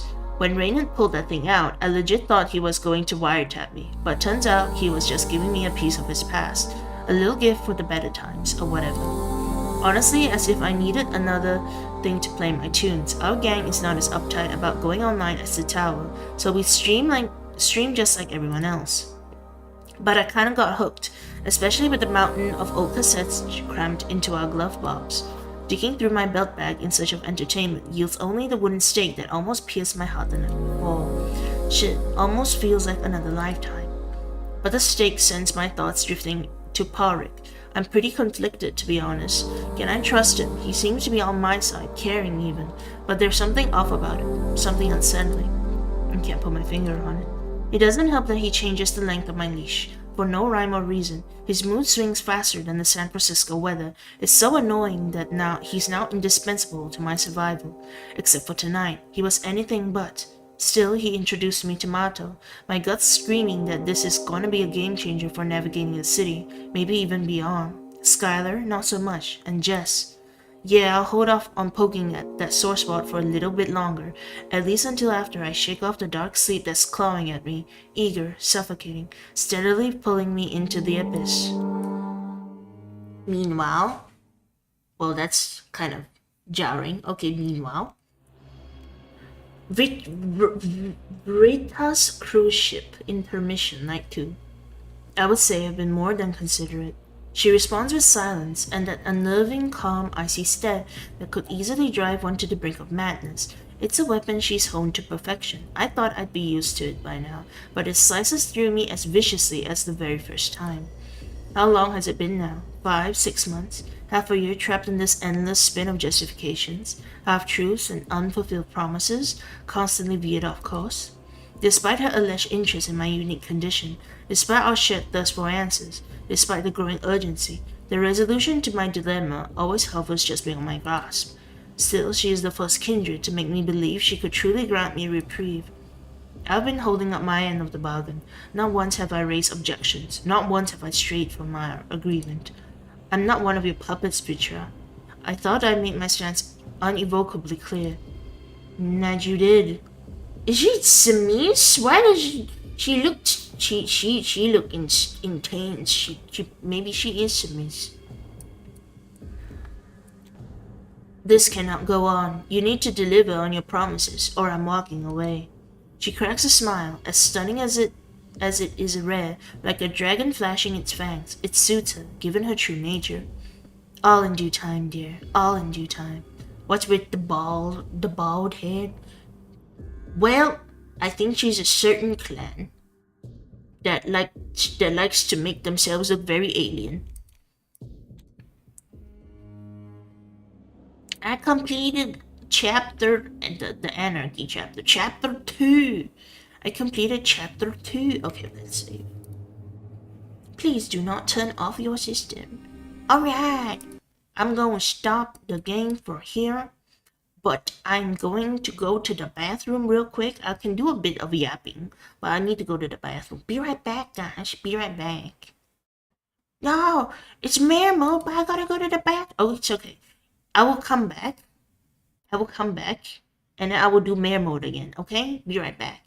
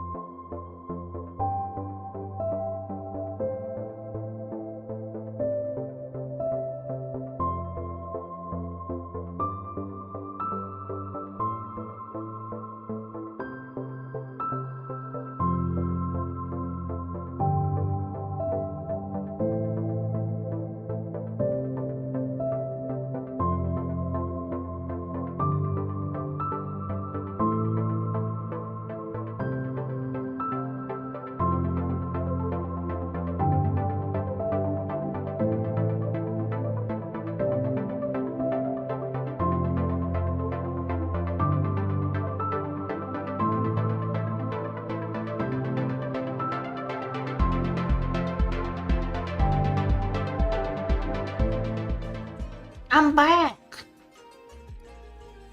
What you saying? What you talking? Time was better than math. It's okay. I can summon Mare mode, additional Mare mode as. Ow! I can summon additional maremode. Get that off my hand. As compensation. Welcome back. Welcome back. Can you always go gambling? So tired at work. Yeah, I feel you. This is like the alter ego. Kind of, yes. This is basically demon mode. Because the law is that the regular one is like how to call it, like it's supposed to be. It's not vampire. This isn't vampire. This is just demon one. Because the regular one is like it's dream mode, and then this one's nightmare mode. Yeah, exactly, Mamo. Exactly. You got the words. You took the words right out of my mouth. Yes.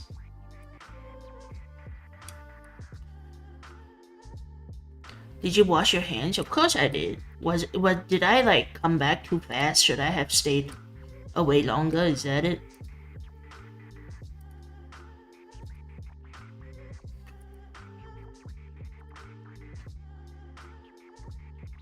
There's Briar, Mare, Nightmare, and Goober.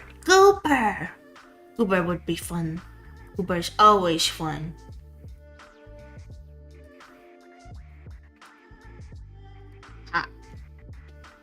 There's also Brian. Yeah, Brian. You gonna forget Brian.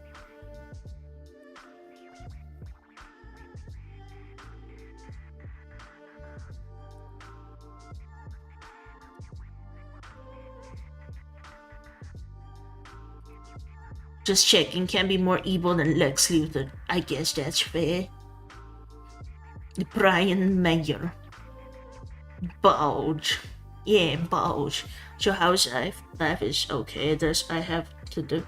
I feel like I have a lot of things to do. Even though the semester is ending, I have to get ready for the next semester as well. And that's like, I have so much stuff I need to do. But we'll do it eventually. It's lots of work. Life is laughing. Yeah, life is lifing. Life is lifing indeed. Our woes of school think that's so over. Yeah, for those of you who don't work in academia, you guys get a lot of holidays where you are. I think Malaysia has like Malaysia is like they do say that for Malaysia we're known to have like the most public holidays in the world, I think.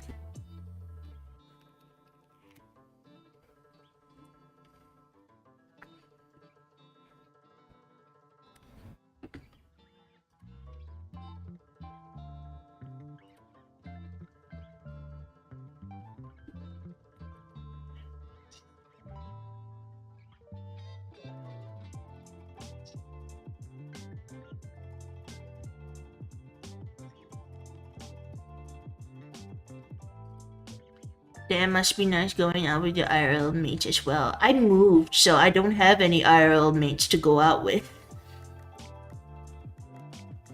Cause like I switched towns and everything, so I don't really have people that I hang out with. I feel like that's also kind of why I'm streaming a lot these days. Because I don't have people to hang out with, so I'm like, okay, so basically on the days where I don't stream, I basically just do like chores and stuff.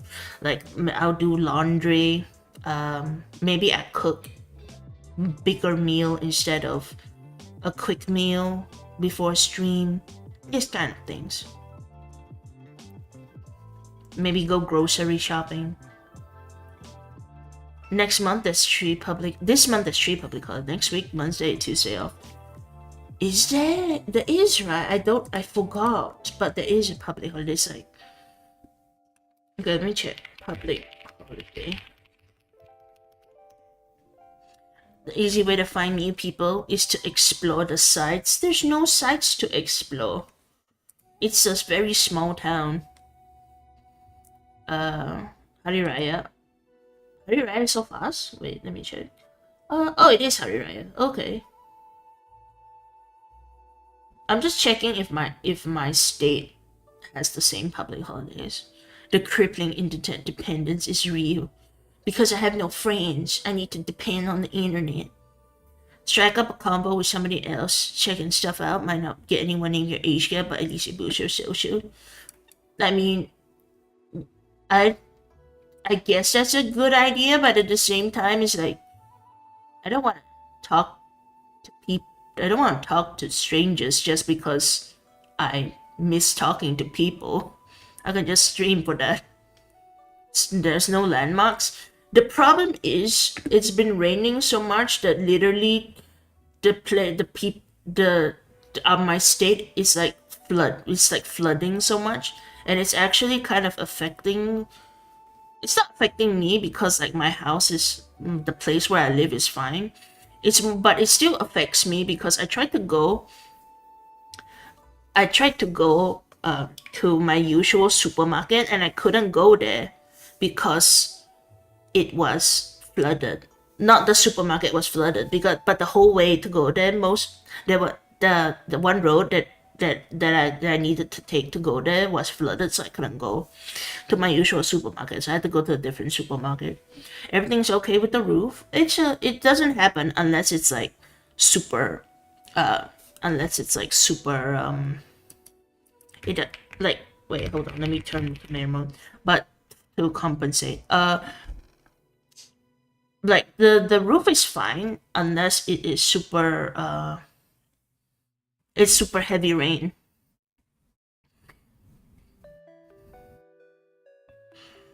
Time to invest in an amphibious vehicle. I don't have one. Is it wet or like humid wet? It's like, what do you mean wet or humid wet? Rain or shine, I'm not gonna talk to random people. I'll be on a watch list. You'll be put on a watch list. Like, who's this person? Who's this person doing the things? It's been raining like crazy. Yeah, it's like raining and it's like flooding everywhere. And then it sucks because I'm like driving to places and I'm like, oh, I can't go here because it's flooded. But I have to push through because there's no other way to go unless I do a U-turn. So then I go through it and I hope that my car doesn't break down. Like flooding wet. Yeah, it's wet. It's like hot tots and whatnot.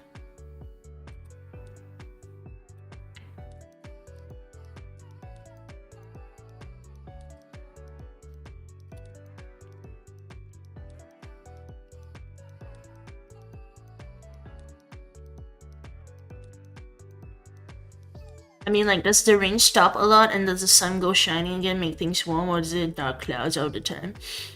I would say dark clouds mostly. But even when the sun comes out, the water does not recede. It recedes a little, but not a lot. I think it would literally take like many days of like the sun being up for the for the area to recede.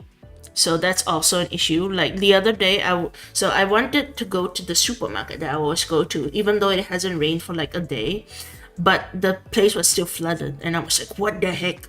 It's so insane. This evening has been raining suddenly. Yes, lots of rains indeed.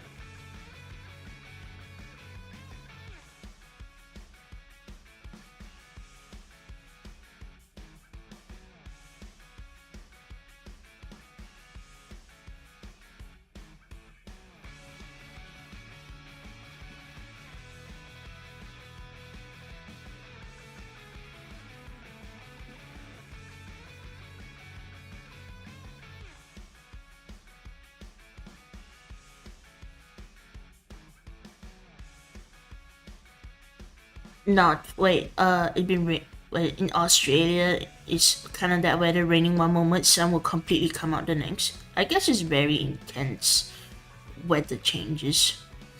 And my place is raining crazy, but next day the sun is shining, everything's so hot, for the next day rain like crazy again. It's just keep raining like crazy. Hold on.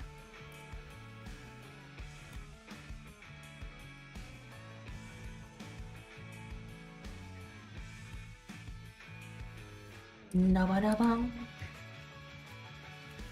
Ba-ba-da-bum.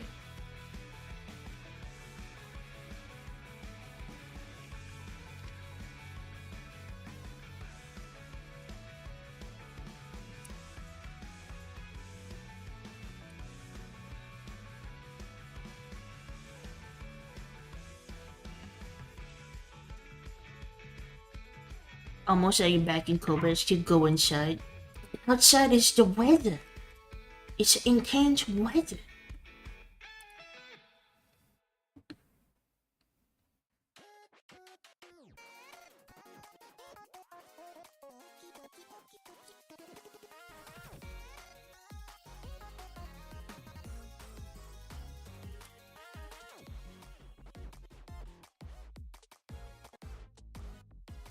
Cobra is the least dangerous thing in Australia. That's kind of funny. I forgot who else is Australian in the chat. I think I'm not Ryu is Australian. That'd be the kookaburra. The kookaburra. Is that a bird?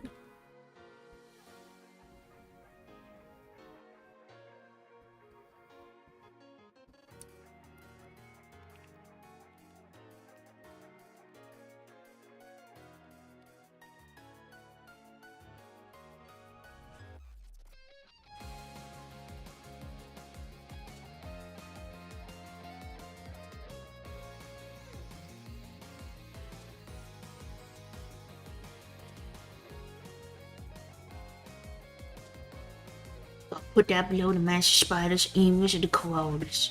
The koalas that will drop out of the trees and hit you in the head and then you'll perish. Right? That's what happens. Still can't get over how you guys have a war against emus. Fight them emus. Fight them emus.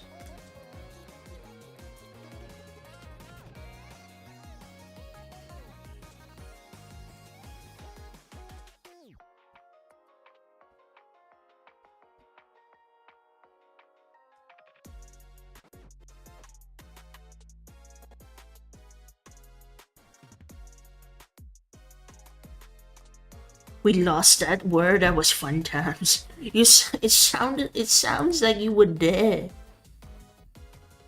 Have you heard of that, Briar? I have heard of it. I've read about that a bit, like on the internets that been mentioned here and there.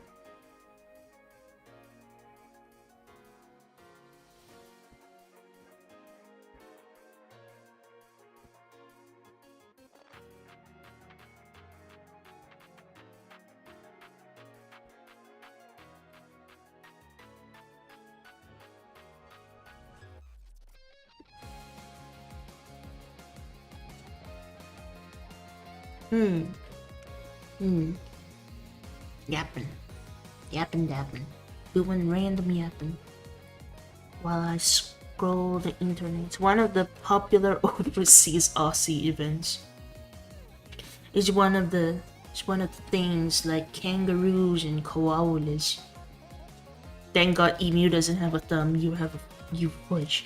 Emus will learn how to open doors like the people in like the raptors in Jurassic Park.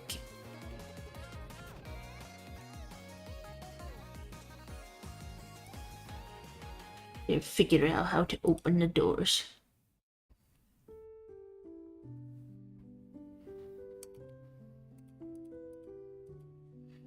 Other than people come to see the Capitol and the Olympics in some stuff. Actually, I went to Australia, but I think I mentioned it already to you, Ozman, that I went to Australia before. Went to Australia the one time.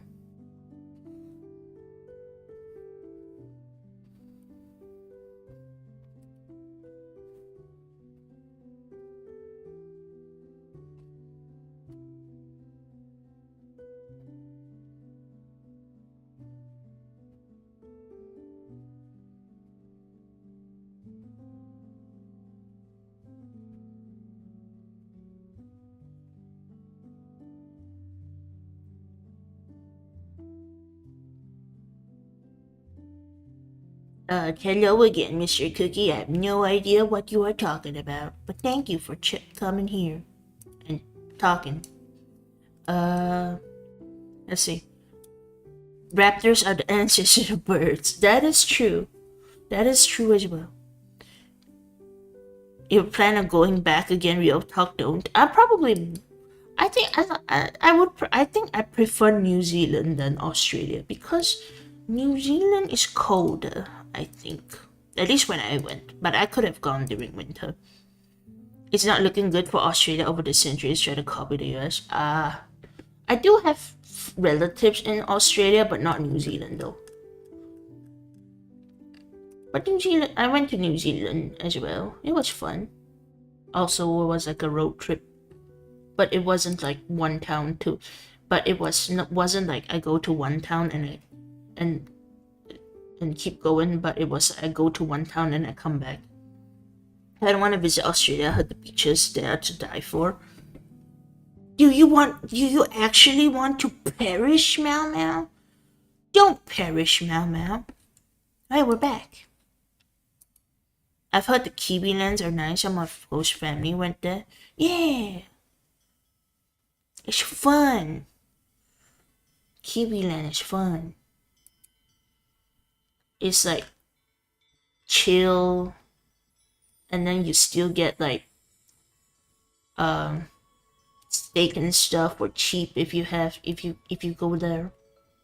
I say cheap because like in Asia we don't produce, or at least not Asia, in Malaysia we don't produce beef, so beef is usually imported, so cheap beef. A lot of things first world problems, things too expensive, politics taken off. That sounds like every country. That's just every country. Politics here, politics there, politics schmolitics. How dare they? Stinky, big stinky.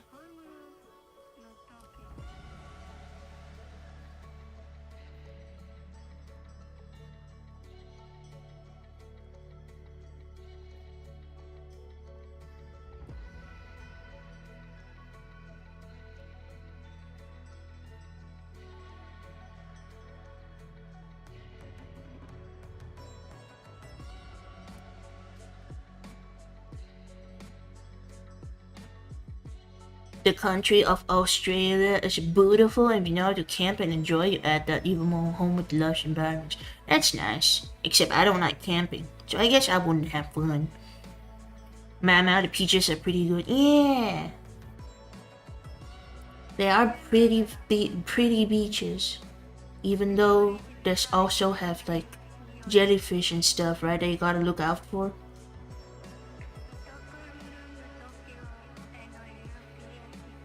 I saw like a really dumb, I saw like a really dumb video the other day where it was like, there was this lady, she was at a beach, and then she was like, oh, in this beach you can only go in ankle deep or something like that. And then you watch it, you're like, oh, why can you only go in ankle deep? And apparently there's an announcement that plays in the background that tells the tourists not to go into the ocean because the sunscreen will leak, like pollute the water and then kill the coral reefs, which is understandable because it's like because it will get washed off and stuff, and there's chemicals and whatever. But then I say it's a stupid video because the lady who made the video ends the video with something like, if it does that to your coral reefs, imagine what it does to your skin. And I'm just like, girl, do you want skin cancer? Yes, and if you're against sunscreen, I'm gonna call you dumb. Yes, it was a dumbass video. Bruh, exactly. I saw it, I was like, people are stupid apparently.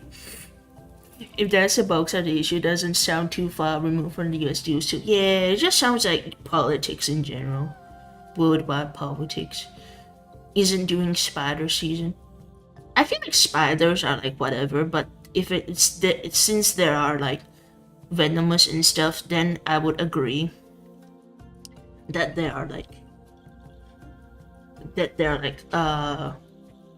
terrible.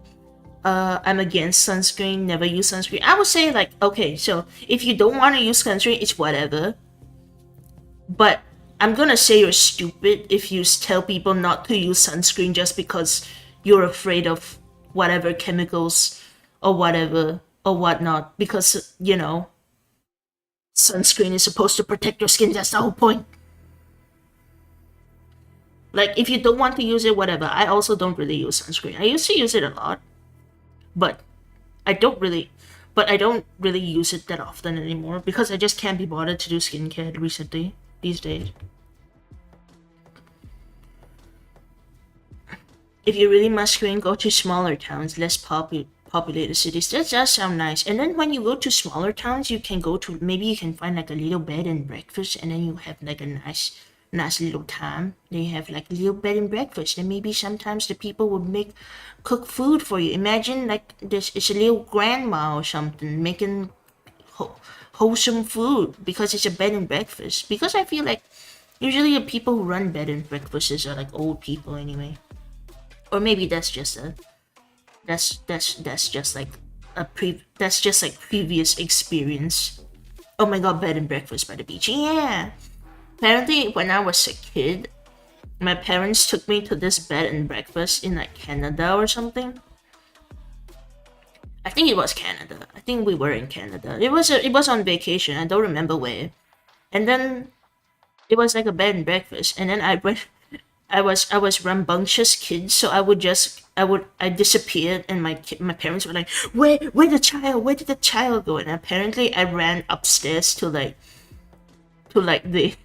owners, because like the upstairs is like where the owner lives and stuff, and then downstairs is like the regular bed and breakfast area, and I went upstairs to where the owners slept. My ear trumpet has been struck by lightning. Gifted membership to basic sub. Thank you, my ear trumpet, for gifting membership. Also, what is your what is that channel icon? Why is it like a very detailed black and white sketch, like a historical looking thing? But thank you, my ear trumpet. The back of my neck is much darker to the other parts because it's sometimes get eyes up where you had cancer or something. I think it's just like because like when you tan, it also helps to not to when you tan, but like the general. I think that it's tanning is not good, but tanning is just a natural thing. But you should prevent tanning, I guess, because like sunscreen. You should use sunscreen. But if you don't go out in the sun too long and too often, I think you should be fine. I changed my icon to a historical woodcutter. Ah, okay, that makes sense. I'm gonna look at it. A woodcut, not a woodcutter, sorry. He does have, why does he put two things on his ears? You're the second VTuber to notice. Actually, I noticed earlier. I just didn't say anything. I was like, oh, you changed your icon.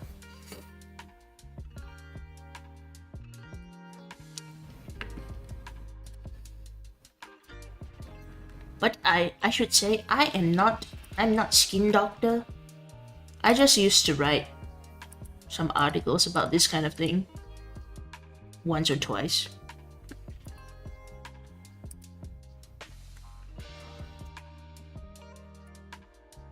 I miss the beach. Why don't you just go to the beach, Meow Meow? Just go to the beach. It calls for you, Meow Meow. It calls for you. I haven't had time to go there. That is very sad. Is it really far? Is the beach really far?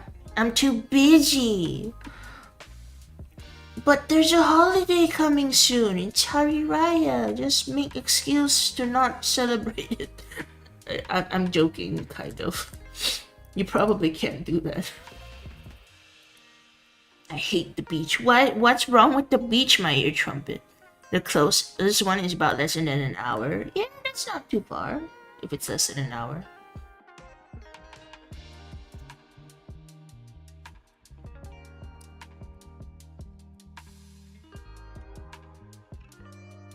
I hate the sun. I hate the sand. The sand is coast and it gets everywhere. Sounds like an area of town that's a bit further than the coast. Yeah, I think my town is also like an hour away. If there was a beach close by, I might go to one. I think if it I think US is like really isolated from the beach, right? Because like US is so big. Only certain states will have beaches. Sorry, mom and dad, but F Hari Raya. I'm going to the beach. Just like, no, I'm not celebrating the holiday. I'm going to the beach.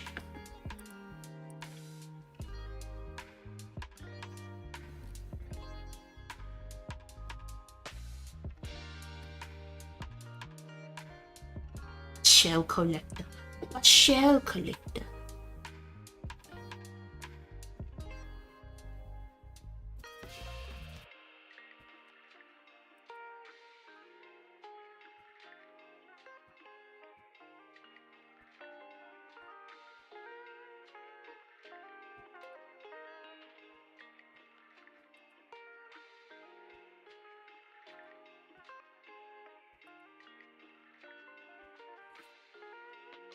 It's been honest. I've been a while. Have been a while since you've been. It's okay. Seeing Australia is full of death, jellyfish, sharks. That is true. Oh wait, I might hear trumpet. You're also from Australia, right? I forgot. But I should have remembered.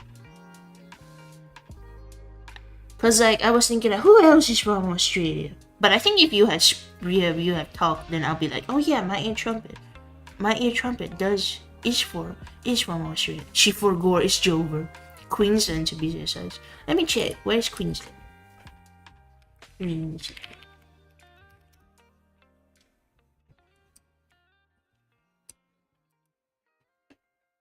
Queensland. Hold on, I'm checking what's in Queensland. Oh, is that like the top of Australia? Oh, I've never been to Queensland. I've only been to, apparently, I was in, let's see. Is Adelaide still in Victoria? I would say Victoria era.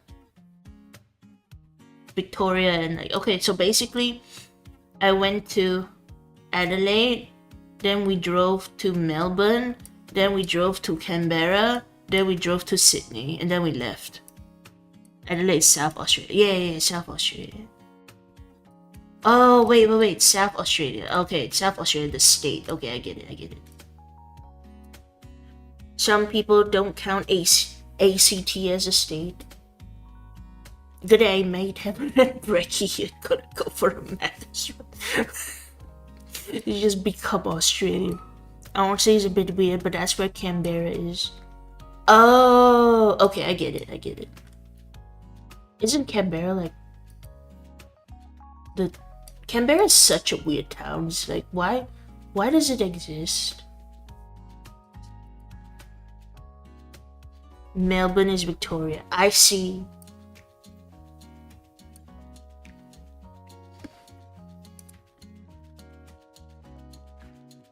Yeah, I only been to like Australia that one time, but it was a fun time. It was a fun time.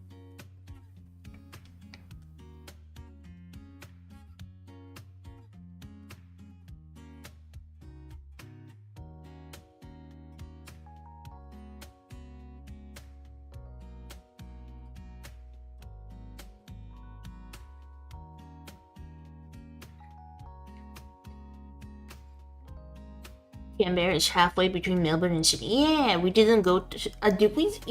I'm not sure if we even stayed at Canberra, but we might have just stopped for the day. I'm not entirely sure. I don't remember. Wish I could go for some Macca's. Almost all time I try getting food from them. They either forgo some toppings, put them on. Remember, last time I went to McDonald's, they forgot my fries. I just came back and then I ordered it on the app. I picked it up, I came home, I opened it up, there were no fries. I complained about it, nobody responded to my complaint. I was like, my fries, I paid money for those fries. They were arguing between Sydney and Melbourne, so they chose a town in the middle. Yeah, exactly, that's the idea with the Canberra, right? Thought of the Cadbury Easter candy. You're talking of the egg thing, like you open the egg. Oh, they were mid fries. What do you mean mid fries? McDonald's fries are good. If you stopped in Canberra, you probably remember the War Memorial, the Parliament House. I don't think we went to like the touristy places. I think we like drove by. Good. Are you gonna say that KFC ones are better? KFC ones are like really sucky. Mid at best. Where would you say is good fries then? Or maybe the ones near your place just has bad fries. Because when you get like fresh fries at McDonald's, it's good.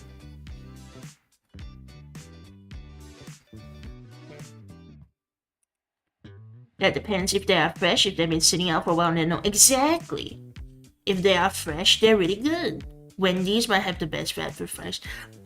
But the problem is, there are no Wendy's here. There's no Wendy's. Is there Wendy's in KL? Let me see. Wendy's Malaysia. Is there Wendy's in KL? There might be. No, Wendy's Malaysia to close down. Nope, we did. Wendy's closed down. The only Wendy's at KL. 6 fast food chains that went extinct in Malaysia. I went there once. It said they closed in 2019. Let me see. 6 fast food chains that went extinct in Malaysia. Shakey's Pizza. Who is Shakey's Pizza? I've never heard of a Shakey's Pizza. White Castle. We had White Castle? People say White Castle is good, but not like great. But we had White Castle? They were mid. I went there before that. Fair enough. One of my favorite chains is Red Rooster. And almost every other Aussie on the internet hates. I don't think I had Red Rooster. They grab a zinger box for KFC. See, I would say KFC in Australia not that good. It was okay. They give a lot of stuff though. I would say Malaysia KFC is better. But I think Malaysia or KFC has a reputation for being very good though. Okay, White Castle, and then what else? Grandy's. What is Grandy's? Wendy's. Okay, yeah, Wendy's we have already established. McDonald's and KFC are big in Malaysia. Hart's Chicken Buffet. What do you mean Hart's Chicken Buffet? There is one Hart's Chicken Buffet left. It's in Sarawak. Yeah, it is in Sarawak. The last one remaining outlet. No, there are 2 remaining outlets, I think. Burger King, and my favorite is Texas chicken. We don't have Texas chicken here, unfortunately. So I think right now I moved to a different town, and the town is even smaller. There's literally only like a few fast food chains here. But even before I moved, we only had like Burger King, McDonald's, KFC. And that's pretty much it. Even A&W used to be there and they closed down. KFC isn't all that good here either. It's pretty bland. Yeah. Malaysia KFC is really good though. They got like the crispy hot and spicy chicken, and then it's got like this thick breading on it. and then you get it's very crispy. Favorite Texas chicken. Apparently in Japan they serve full-on meals with your KFC. It's a Christmas tradition.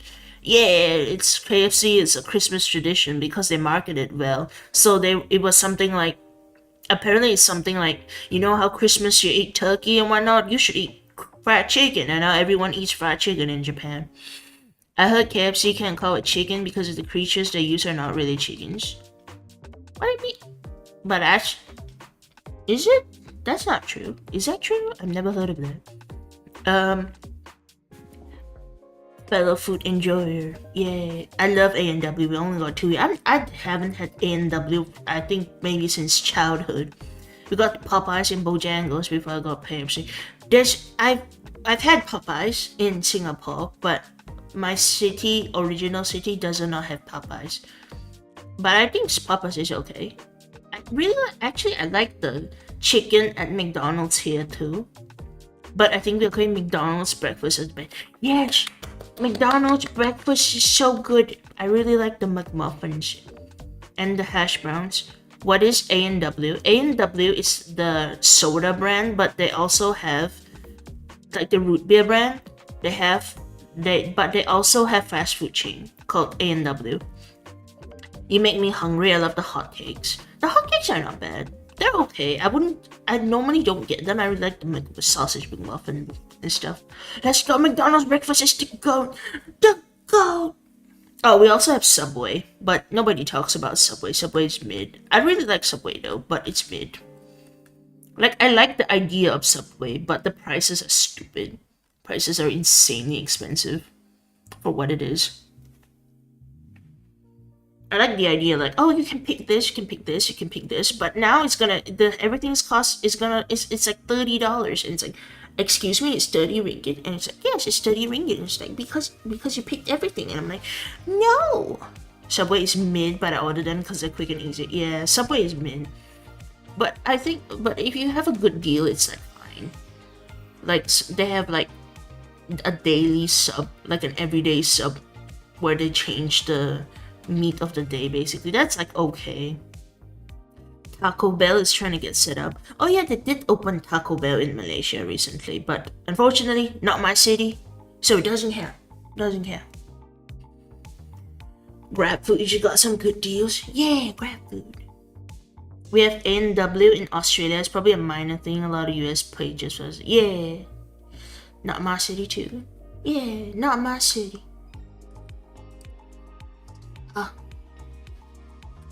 Talking about so much food. All this food. I saw a YouTube video on how Taco Bell is failing in Australia. Was it like a video essay? Did you just watch a video essay about Taco Bell failing? That'd be kind of funny. It probably is a video essay.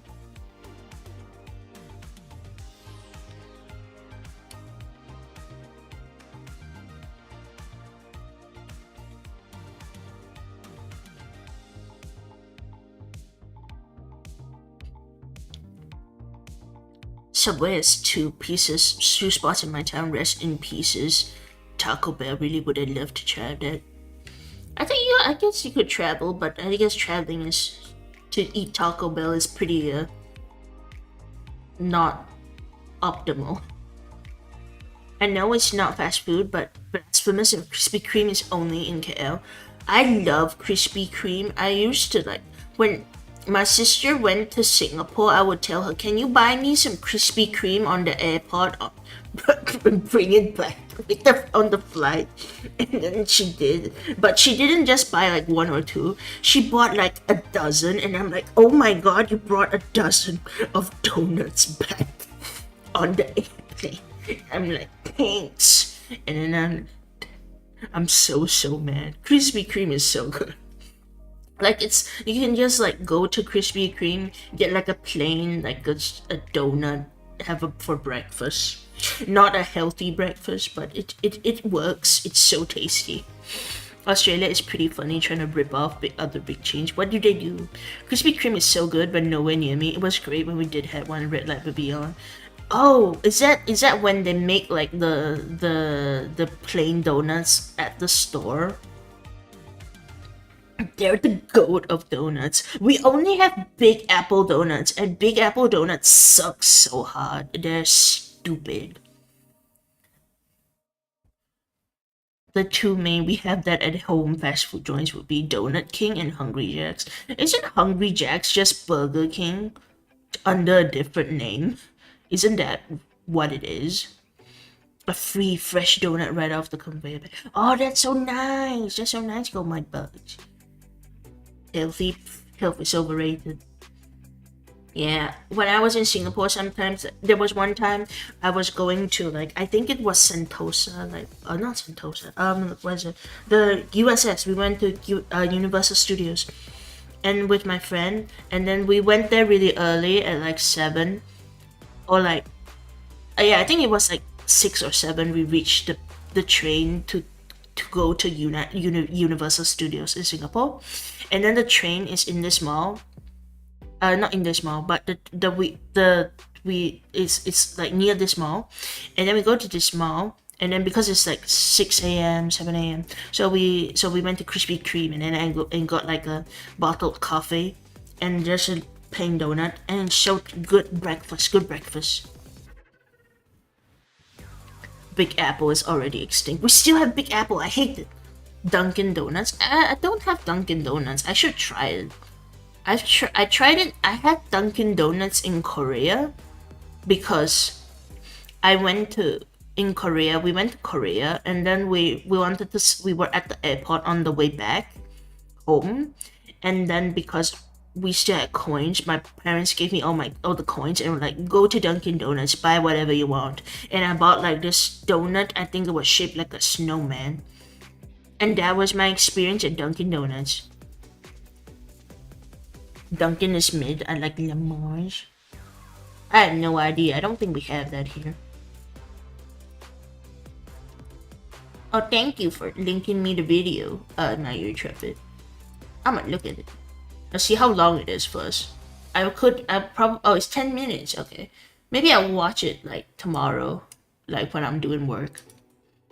Are we gonna walk around with our sweater cows while the village is starving? What? What are you talking about, Chris?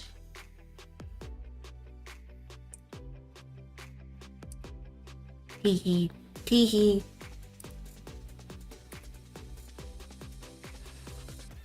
Bro context. Hello, Elite. Dunkin' Donuts used to be so good, but nowadays it's 8-10 at best. Ah, I see. This meant local Mexican food.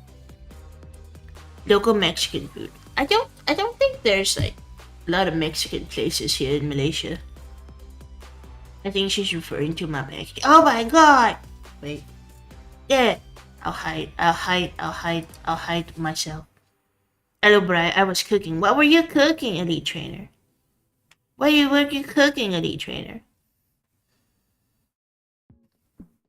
Krispy Kreme is 10 out of 10. Krispy Kreme is 10 out of 10.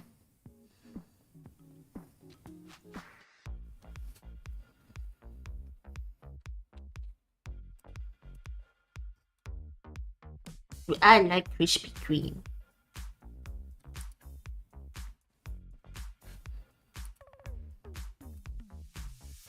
Some curry and biryani. Oh, nice. That sounds tasty. Oh, maybe I should have that tomorrow. But tomorrow is my cooking day because it's my day off, so I need to cook more food. So I'll probably cook pasta again because pasta is the only thing I can cook. My favorite fast food is kebabs. Wait, is that like the meat where they cut it from the thing that spins around and then they put it in a wrap? That's what it is, right? Or is it the skewers? I feel like it's both, and it always confuses me.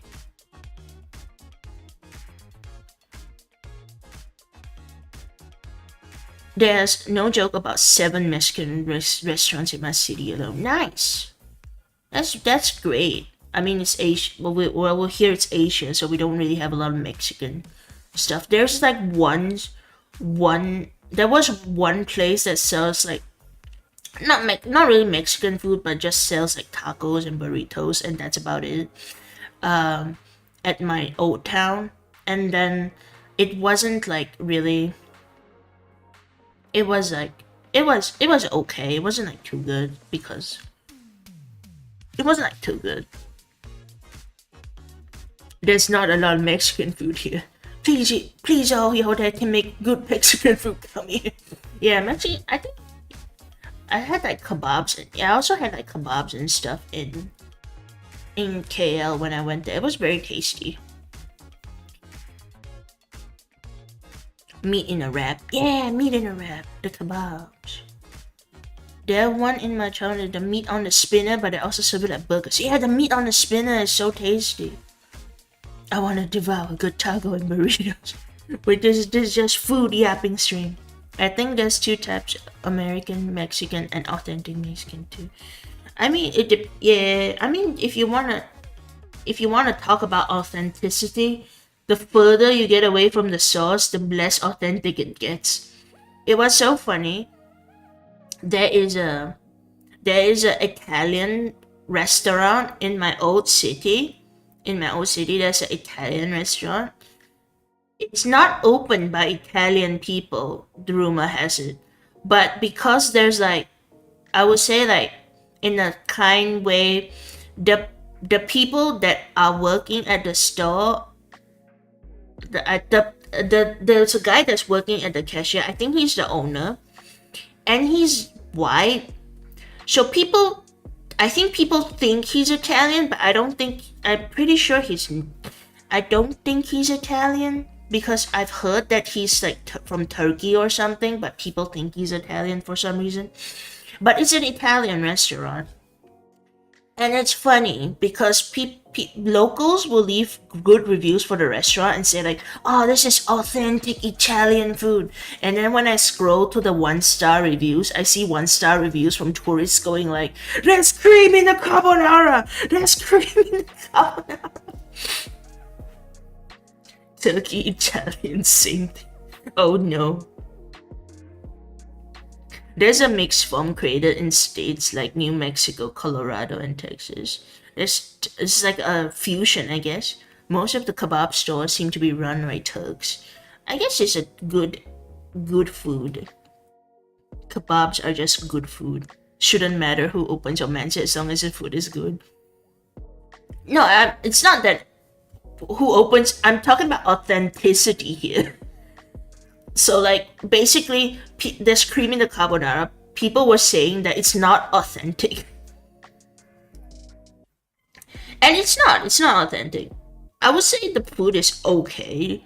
It's very pricey. It's okay. I feel like I could make better pasta, honestly. But the lasagna is okay. I like the lasagna.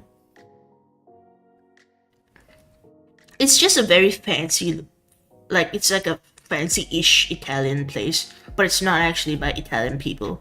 Apparently pizza wasn't a thing till the Italian immigrants came to the US. Is that true? I have no idea. I don't want to comment about history. I'm not a good historian. I'm barely a good anything. I think there's like 4 or 5 active channels out of 16. I mean, it's people like to look. It's fine. Just let them look. I think the other day we had like 50 people and only like 2 people were talking.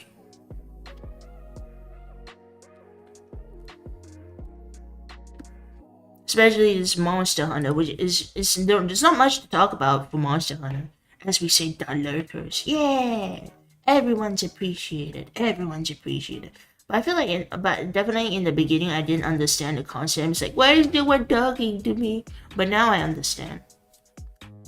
Also, I'm trying to talk fast so I can quickly get through my thoughts. Sometimes you don't have anything to say. That is true. Oh no, bigyeet! I'm fine. I don't have brain damage. Some people just come here to chill. Yeah, just come here and do some big chilling. Big chilling. Okay, I know who we can raid later. I see someone who's coming online in like 15 minutes. We can raid her later. Wait, not her. Sorry. Them. Yes. I think it's them. Wait, I both look and don't look depending on when work is busy or not. Yeah. That's understandable. I usually look. Honestly, I look. Sometimes I'm there for like, I'm very chatty, then I would look, but I would look mostly. I thought that was oh, my brain. It depends on what you're referring to when tomatoes are created to discover a maremaker. I mean, you can just make a lot of pizzas. Doesn't matter. I like the streams when Briar's working on writing. Yeah, I haven't worked on writing in a long time. I should probably do something, but I have ideas. I just don't know how to start right now. I do have kind of ideas for story, but it's very daunting to start, I feel. And I also haven't published the story that I finished yet.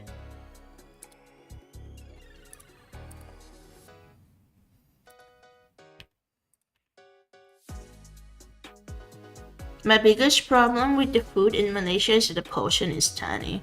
Depends on where you go, but I will agree, the portion is tiny in Malaysia. The original concept came from China and Marco Polo. Marco Polo! Usually it takes a lot of energy for me to talk to streamers and stuff, especially because they pay me depending on how busy famous see words. Yes, that is true. Especially if you have like big audience, it can be hard to talk to people. Because big audience make it hard to get noticed and talk. But it depends. I think we have.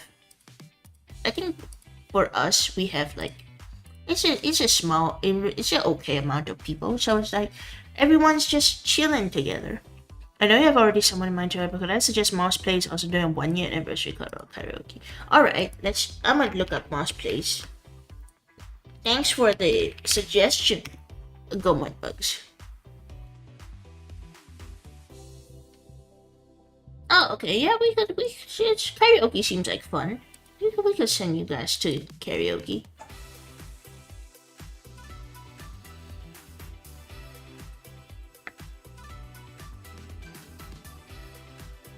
I was streaming in Jan. You taking gaming time to yap? Yeah, we're yapping a bit. Just a little bit. Maybe in another 5 minutes. We'll yap for another 5 minutes. I think streaming in general has gone down in viewership since Twitch has sort of died off.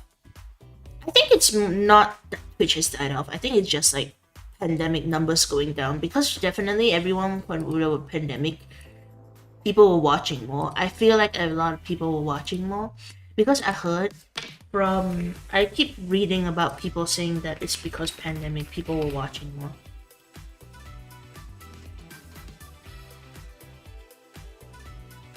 Sometimes I want to interact with them. Yeah, talk to people. A lot of streams, even mid-range people at one point always have 400 people. That's a lot of people. I hate Twitch. Twitch stinky. I think Twitch is. I like the point system on Twitch. I like that we have something here now, but I do think that Twitch does have like. It can be cute, but maybe I don't know about the community on Twitch though.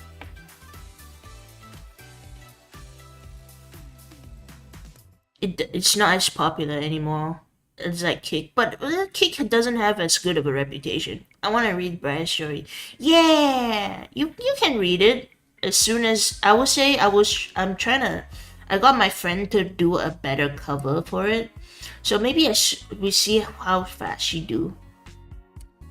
I'm not sure when I will publish it though. But I would probably make the ebook like on the Kindle Unlimited or whatever, because it's gonna be on Kindle and Amazon and stuff. Community on Twitch is more unhinged. Is it? Well, it's a good thing that we are on YouTube's.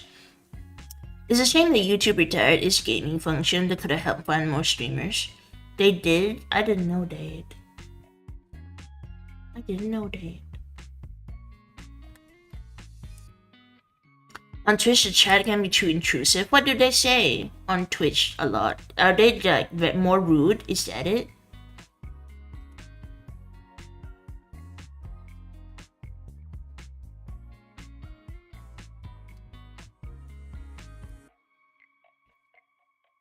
They have a whisper function, more rude.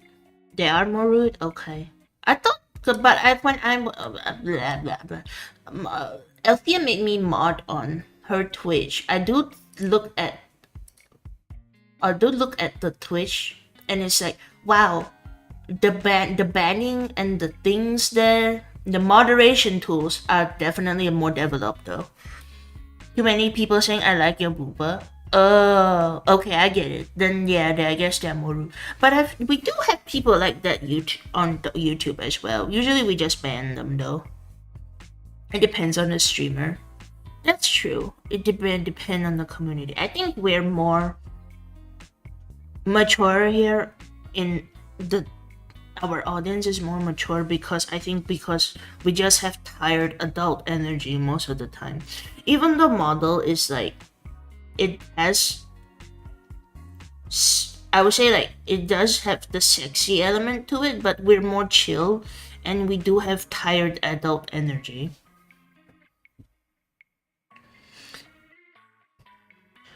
It's more of a direct approach. I don't think people say that to be rude, maybe flirty. I think people just say that because like it's internet, they say whatever they want, you know? People multi-stream. People do multi-stream. But I feel like multi-streaming, it's very difficult to get attention in the chat for multi-streaming. I'm tired. You give up, chill vibe. I'm just tired. I'm just tired. I don't even know how can people, like, at least for me, I don't think I could give up a chaotic vibe that much. I saw the egg model first. Egg model! Wait.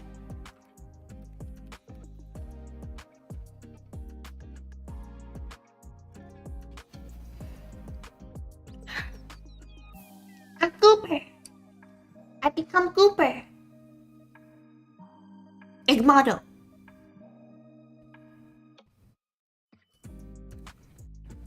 I am Goober. Speaking of streaming, some fun things how people do is just bomb party co-op games. Yeah, we should do that, like Jackbox. Which actually, wait, maybe we could do that next week. It's just that I really want to play Monster Hunter. Even on days when I'm not streaming, I'm playing Monster Hunter. So it's I should have a bit more like I should have like a day where I play with Jackbox with you guys. I think that'll be good. Lil Briar.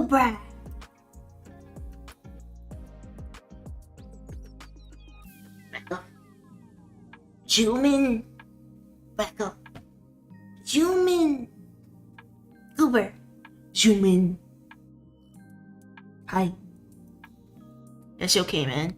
You do what you want on your platform. Yeah. Whoa. I can't cry. I don't have expressions on this model. I break fourth wall. I only have my face for this model. So when I do this, that's me with my own eyebrows. Oh, my face. Look at the poor little yolks. What about me? It's a perfect face. It is a perfect face. Ow. Alright guys. I think it is a good time. It's a good time to part ways. You wanna part ways? We're gonna part ways now. We're gonna part ways. I'm just gonna doubly check that I put the redirect link properly. Not like yesterday. Yesterday very scuffed. Time for bed. I'm just gonna chill a bit. I'm gonna go chill a bit. But we're sending you guys to somebody who's doing anniversary karaoke. so girls can listen. Listen to good singing. Listen to pretty singing with pretty voices. Thank you for stream. Thank you for coming today. Hope you have fun. Hope you have fun. A pal of yours? I do not know the person, but it was recommended by she was recommended by GoobermodeBugs, and I trust GoobermodeBugs' recommendation. Thanks for stream. Yeah, thanks for stream. Bye bye. Bye bye.